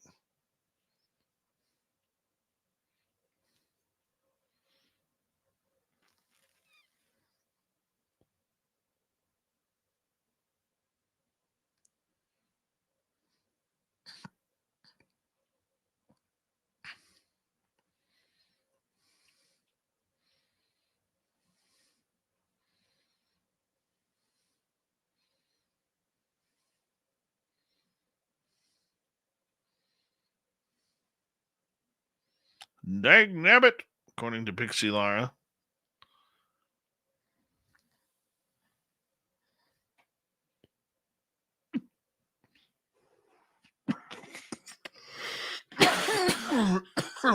Oh, that went down bad.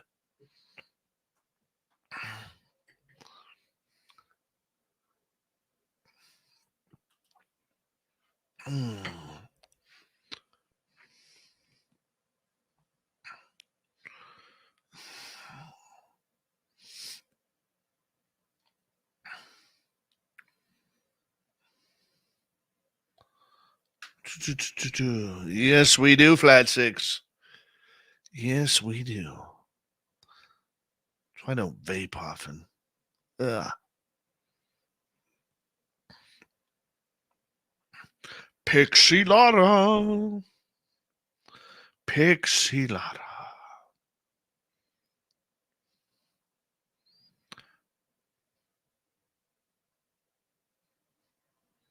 Maybe I'll make Pixie Lara our fill-in for Courtney. What do you think, Pix? Want to do that? You're always here.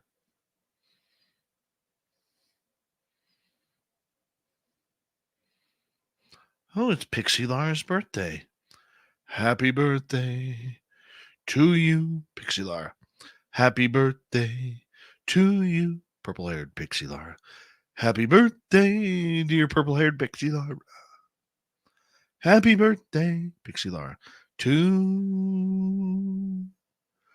you.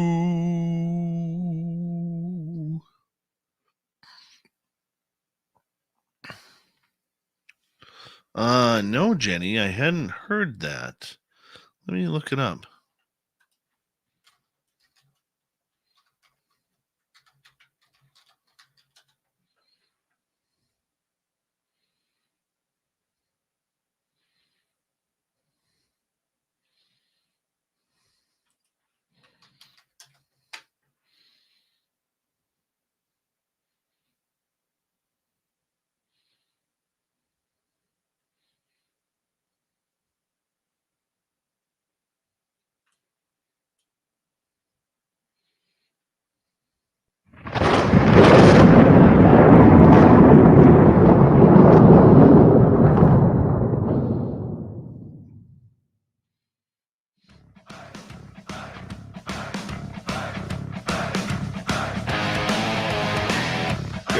Final half hour of Spaced Out Radio tonight. My name is Dave Scott.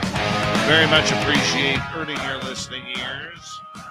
Reminder to all of you that if you missed most of this show or others, check out our free archives by going to youtube.com/Spaced Out Radio. Do me the favor, hit that subscribe button. Our website, spacedoutradio.com. We have a plethora of features for you. Rock out to Bumblefoot, read the news wire. Check out our swag as well. Follow us on Twitter at Spaced Out Radio, Instagram at Spaced Out Radio Show, and on Patreon in the SOR Space Travelers Club. So, Jenny in our audience is saying, have you seen or heard about this app called Phenom? Says it's to report UAPs. It's an LLC, couldn't find out who owns it. Reading the terms and conditions gave me the creeps. Well, let's check it out. All right, pulled up the app on Apple. Says Phenom is an iOS mobile app initiative to build the world's most comprehensive intelligence tool for collecting, analyzing, and reporting unidentified aerial phenomena and other unexplained phenomena. Phenom is the official app for Phenom LLC, an organization dedicated to investigating the anomalous phenomena such as UFOs, UAPs, cryptozoology, and paranormal activities, and shall include Phenom search alerts, other teammates, and users to try and witness your UFO event in real time. Users can upload a picture or video and input a description of a sighting, and other users can will receive an alert. And where am I here? Receive an alert with its exact location on bearing, range, altitude, and other real-time data. They then can corroborate the report with their own picture, video, or description. Phenom 3RE users will always be able to see the last 3 events captured globally and eventually be able to browse reported sightings on a map in a chronological list. The Phenom shall eventually give teammates, users in the app access to much more complete website, which includes information about findings, sightings, and unusual activities, an archive of articles, and a detailed form for reporting a UFO. Phenom shall then provide all its data to the back end called Phenomenon. That's Phenomenon. Weird. The Phenomenon platform is a cloud-native AI platform designed to ingest, analyze, and predict data-driven events focused on subject matter specific to unexplained phenomena. The Phenomenon functionality will include the collection, storage, search, and analysis of information regarding all events, eyewitness accounts, and data recordings that could shed light on anomalous advanced technology and capabilities worldwide. The database will also be able to ingest various formats, languages, and data sources ranging from civilian, industry, academia, law enforcement, the United States government, and other sovereign entities. This also includes data sets from aviation authorities, climatic data, sonar, and other like sources. The primary objective and purpose of Phenom are to promote global cooperation and collaboration throughout education, experience, and exposure of unexplained phenomena based on analysis of evidence and data collected. What's new? In this new update to the app, we have addressed the privacy accessibility of profiles, and also all the profiles have total privacy now. We also have provided an updated interface in the main navigation and added to our Epic function. Epic is an audio only or visual debriefing capability, so users can describe an epic sighting or encounter from their past or prove an automatic debrief on their current situation. The developer, Phenom LLC, indicated that the app's privacy practices may include handling of data as described now. For more information, see the developer's privacy policy. Well, let's go click on that. All right. So they don't have an official website. It's on sites.google.view. This is interesting. We're going to continue with this. Phenom values its users' privacy. Okay, that's a privacy. We don't need to see that. Let's go with the information we collect. It is always up to you whether you disclose personal identifiable information to us. Although if you elect not to do so, we reserve the right not to register you as a user or provide you with any products or services. This Phenom app collects various types of information, such as information is automatically collected when visiting the Phenom app, which may include cookies, third-party tracking technologies. Oh, isn't that interesting? And server logs. In addition, Phenom LLC may have the occasion to collect non-personal, anonymous demographic information such as age, gender, household income, political information or affiliation, race and religion, as well as type of browser you are using, IP address, or type of operating system, which will assist us in providing and maintaining superior quality service.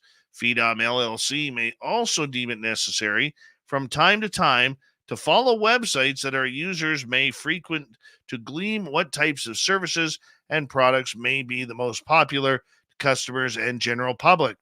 Why we collect the information and for how long? We are collecting your data for several reasons: to better capture and record accurate information about unexplained phenomena. Yes, so if I go to Pornhub all the time, that's really going to, capture and record accurate information on UFOs I've seen. To better understand your needs to provide you with the services you have requested, well, let's see. If I'm looking for new slippers, that has nothing to do with UFOs. Or if I'm playing Candy Crush, what does that have to do with UFOs? Nothing. To fulfill our legitimate interest in improving our services and products. You don't have any services and products besides getting people's information about their UFO sightings. To send you promotional emails containing information we think you may like when we have your consent to do so. Okay, that's normal. To contact you to fill out surveys or participate in other types of market research when you are your consent to do so. That's normal. To customize our Phenom app according to your online behavior and personal preferences. So if I'm swiping left too many times on aliens on Twitter, or Tinder, they're going to do that? Well, let's see. The data we collect from you will be stored for no longer than necessary, so there is no timeline. The length of time we'll retain said information will be determined based upon the following criteria. The length of time your personal information remains relevant. So that means basically, as long as your story's relevant, we're going to be nailing your phone for any type of swag we can find. The length of time it is reasonable to keep records and demonstrate that we have fully fulfilled our duties and obligations. Any limitation periods which claims might be made, and any retention periods prescribed by law or recommended by regulators, professional bodies, or associations. The type of contract we have with you, the existence of your consent, and our legitimate interest in keeping such information as stated in this policy. This is sounding really, really odd. They don't need half of that information. They don't need 3/4 of that information. All they really need is your name, your email, and if you've signed up for that, you have access to UFOs. Yes, Jenny, thank you for pointing this out. This is a bad website, guys. Don't download this app. Okay, disclosure of information. This is going to be a good one. Phenom LLC may not use or disclose the information provided by you except under the following circumstances: as necessary to provide services or products you have ordered. We're talking UFOs here. In other ways described in this policy to which you can have otherwise consented, because you've consented to everything. You've given it all away. In the aggregate with other information in such a way so that your identity cannot be reasonably determined. Okay. as required by law or in response to a subpoena or search warrant to outside auditors who have agreed to keep the information confidential. There's the big one, people. There's the big one. Who are the auditors? So if the CIA or NSA or NRO come in there and say, hey, we want these people's information because it could be pertinent to a UFO case where somebody's gone missing, they're giving it up. Oh yeah, this thing's tainted. This thing is absolutely tainted.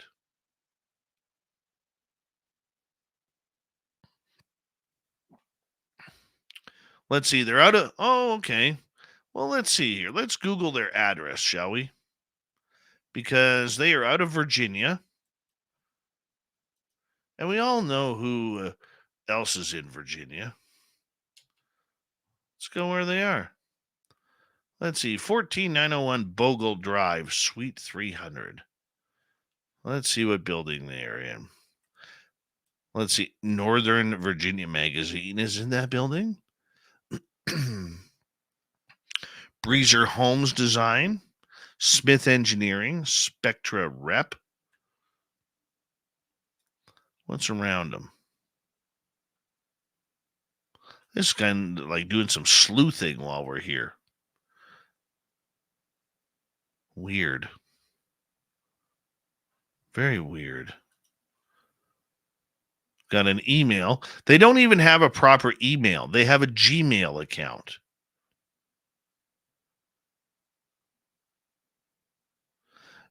Yeah, I would recommend that anybody who is reporting UFOs stay away from shysters like this, Enigma Labs, and other sources of information just like that, or people wanting your information.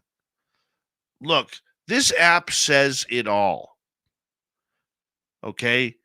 If they want you to report UFOs and post your videos of Bigfoot or aliens or dogmen or ghosts or UFOs, that's all they need. They don't need access to your phone outside of maybe your camera and microphone. They don't need access to your private information. They don't need access to what websites or apps you are using. Okay? If you're somebody who's single and you're on Tinder or Bumble or any other singles app, they don't need to see who you're hitting on or what your preference in partner is. They don't need to see your favorite beer. They don't need to see your Facebook profile or your Twitter profile or your YouTube profile or your TikTok profile. The Chinese already got that. Okay? With any of these groups. This is why I mentioned to you guys, be very careful with whom you are sharing information with. This is a scary app. And I thank Jenny and our audience for pointing this out.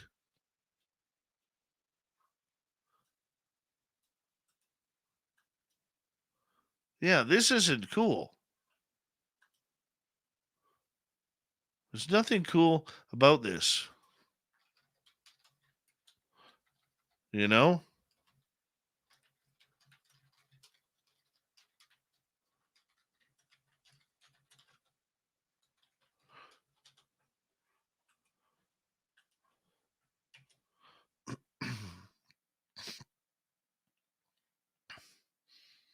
This is where the UFO crowd gets itself in trouble. Because we want answers so bad, we'll allow ourselves to give companies like this our personal information. Stay away from it. That's my advice to you guys. Paramarv is asking, yes, it can be valuable info. If you're on Pornhub all the time, that may show your interest in probing. Oh, very good comment there, Paramarv. Perverted, but still a good comment nonetheless.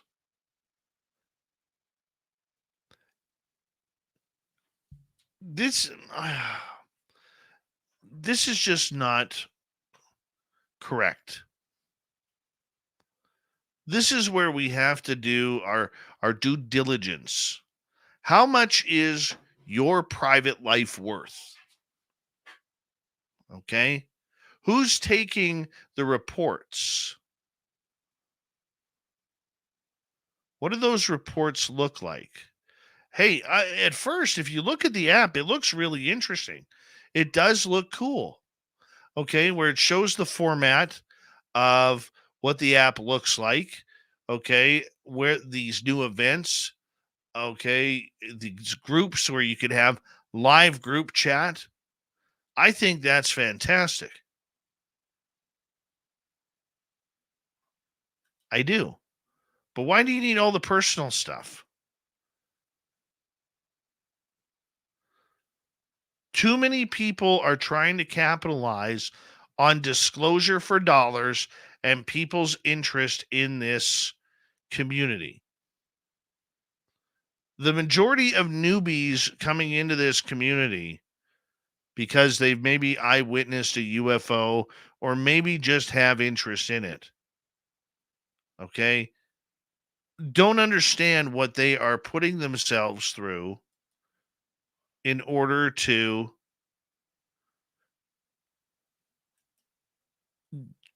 get more information. Information on your private side. And it's sad that we even got to talk as adults about this. Be careful with whom you give your information to online. We all know how deadly that can be for ourselves or our finances. Think about it. How many of you right now have your credit card on your phone? Now you just go up to your smartphone, you see one of them tap machines, and you just go tap, and it goes right to your bank card or your credit card, and boom, you paid. These groups would have access to that. They don't need to know that I have, $800 in my bank account. They don't need to know that. They don't need to see pictures of my grandson. They don't need to see pictures of my family. And when it comes to something like UFOs, if you're somebody who is a magnet to these and you sign up for this app, how much trouble can you get yourself in?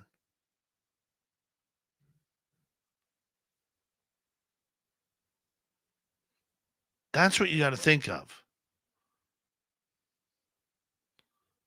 Okay? Who cares about the UFO? Worry more about your own privacy. And yes, you may sit there and say, well, TikTok already takes it all. Facebook takes it all. YouTube takes it all. Anyway, so who cares? What's one more app? Yeah, we're all in that situation because we all are linked by these stupid phones. Many of us can't live without it. Having a media presence. I can't do this job without social media. Make it 100 times harder. But if you're careful, read between the lines. Who's getting that information? What are they doing with that information? That's the same conversation I have about paranormal people, where I say, how do you confuse a paranormal investigator? Ask them what they do with their evidence. Where does this mega data go? Where does this information go? If it's harvesting, as Asimov in our chat room states, if it's harvesting information more than just UFOs, that's a concern. That's a big red flag. Hey, go check out the app. Maybe it is for you. Maybe it's not. Maybe you don't care. Okay. There's the company's name. L2 Consulting Limited, LLC. Let's try that. L2 Consulting LLC. Who are you?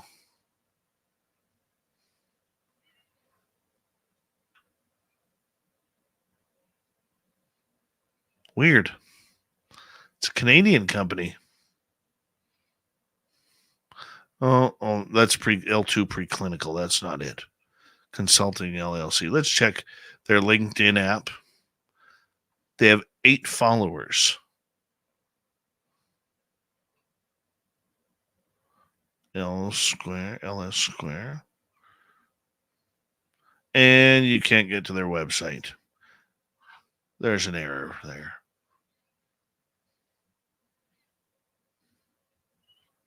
And that's out of Cleveland, Ohio. The person doesn't even know how to spell headquarters. Spelled it headquarters.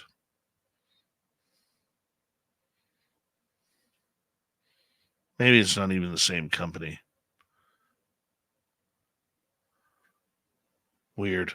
We're going to have to track more information on this down because this is bugging me. I got to find out about this. This seems a little bit more dangerous. So stay away from it. Stay away from all the UFO reporting apps for your own privacy, safety, and protection. That's Dave's advice for tonight. It just seems good to say that.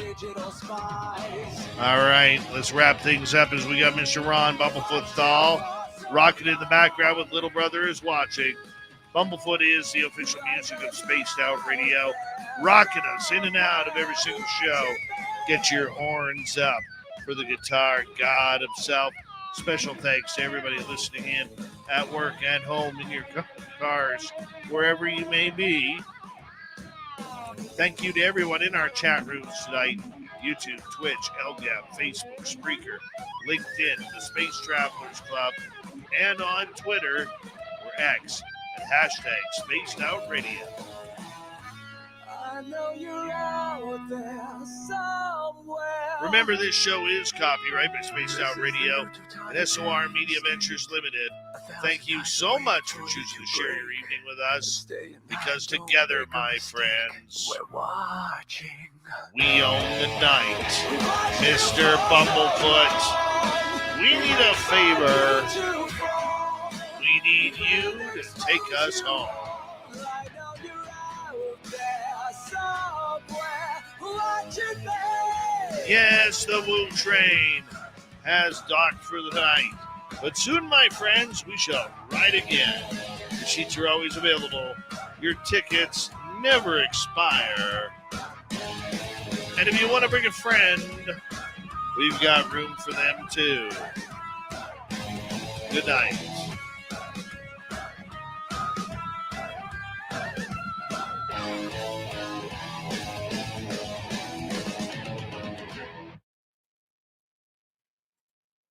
That's good stuff. Good stuff right there, people.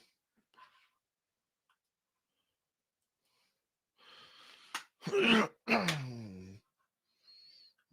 right, let's go like this, and go like this, and go like this, and go like this.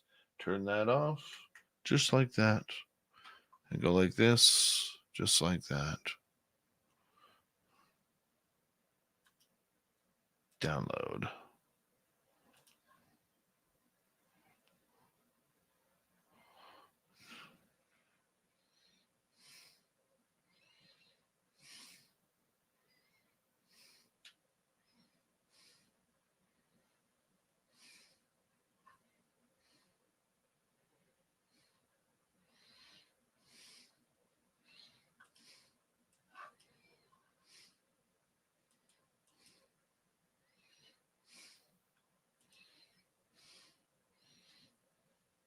Thanks, everybody.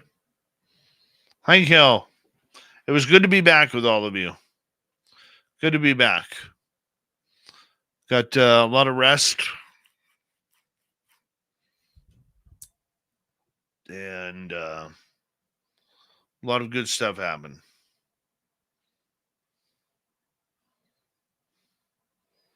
Good night, T-Bone.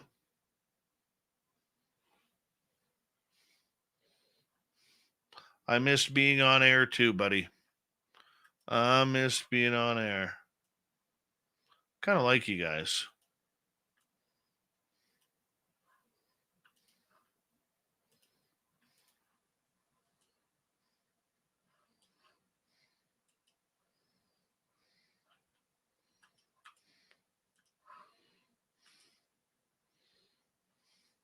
Hi, Mama Catherine. What are you doing awake at 3 o'clock in the morning?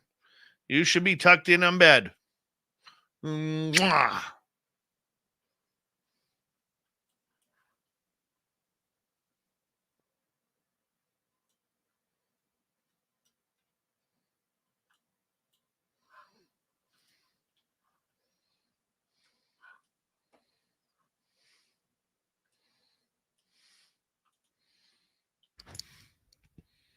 Well, thank you, soothing it out of the way.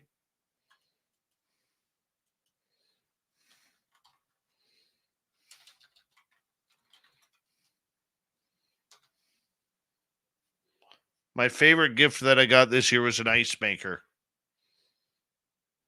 for your countertop because I love ice. I love putting ice in almost all my beverages. There's a little quirk that you didn't know about me. I'm an ice guy. I'm an ice guy.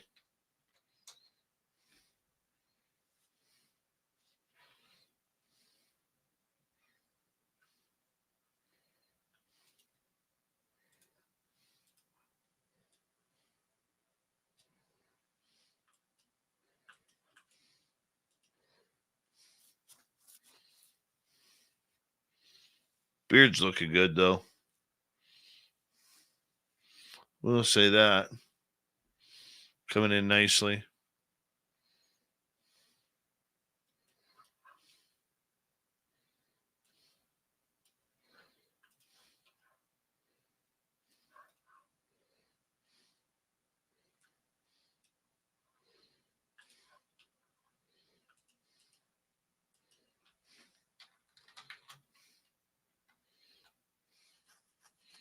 I know, Debster. It's the story of my life.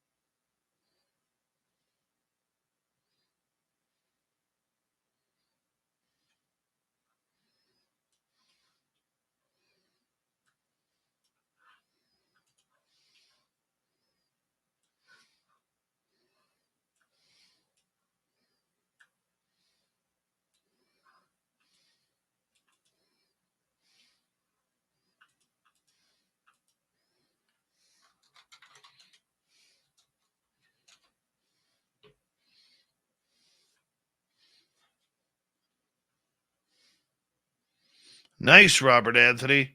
Make sure you get us pictures of that beard.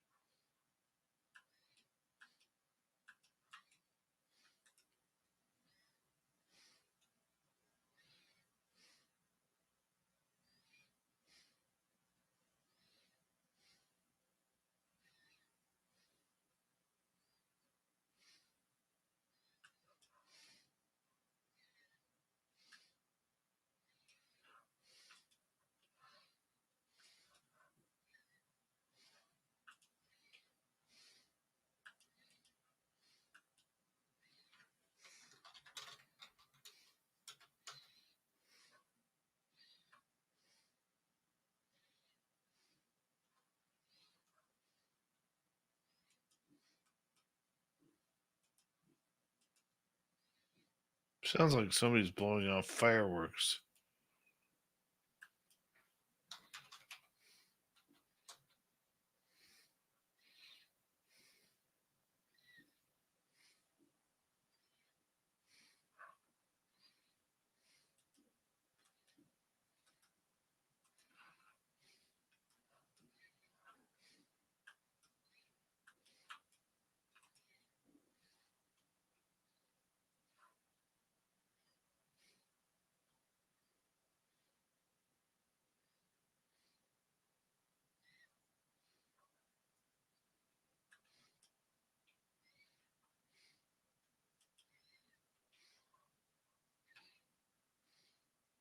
Let's see, Northern Virginia Magazine.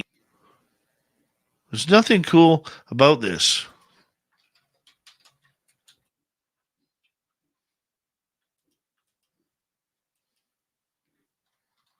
Holy cow. Whoever's blowing off the fireworks has put on one hell of a show, just one after the other.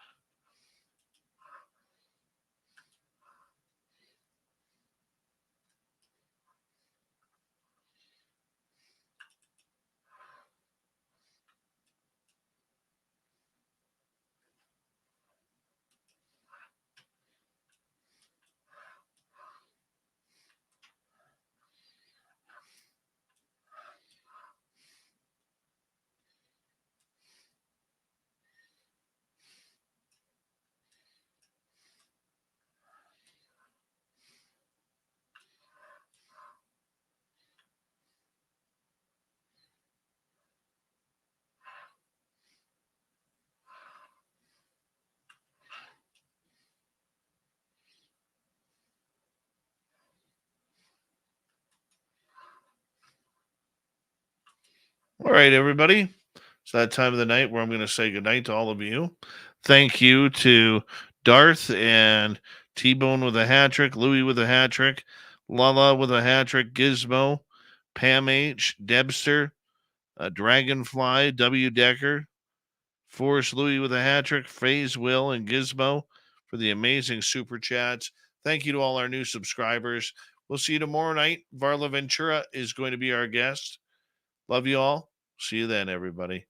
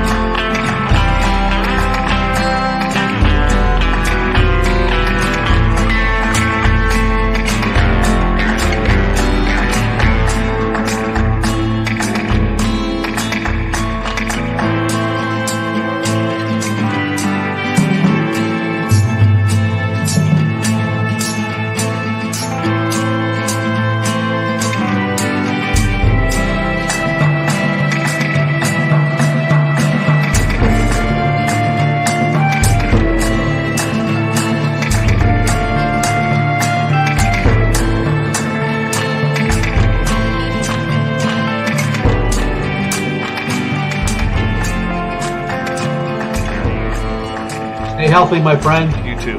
You need bail money, give me a call. Always, Dad. Take care. You too.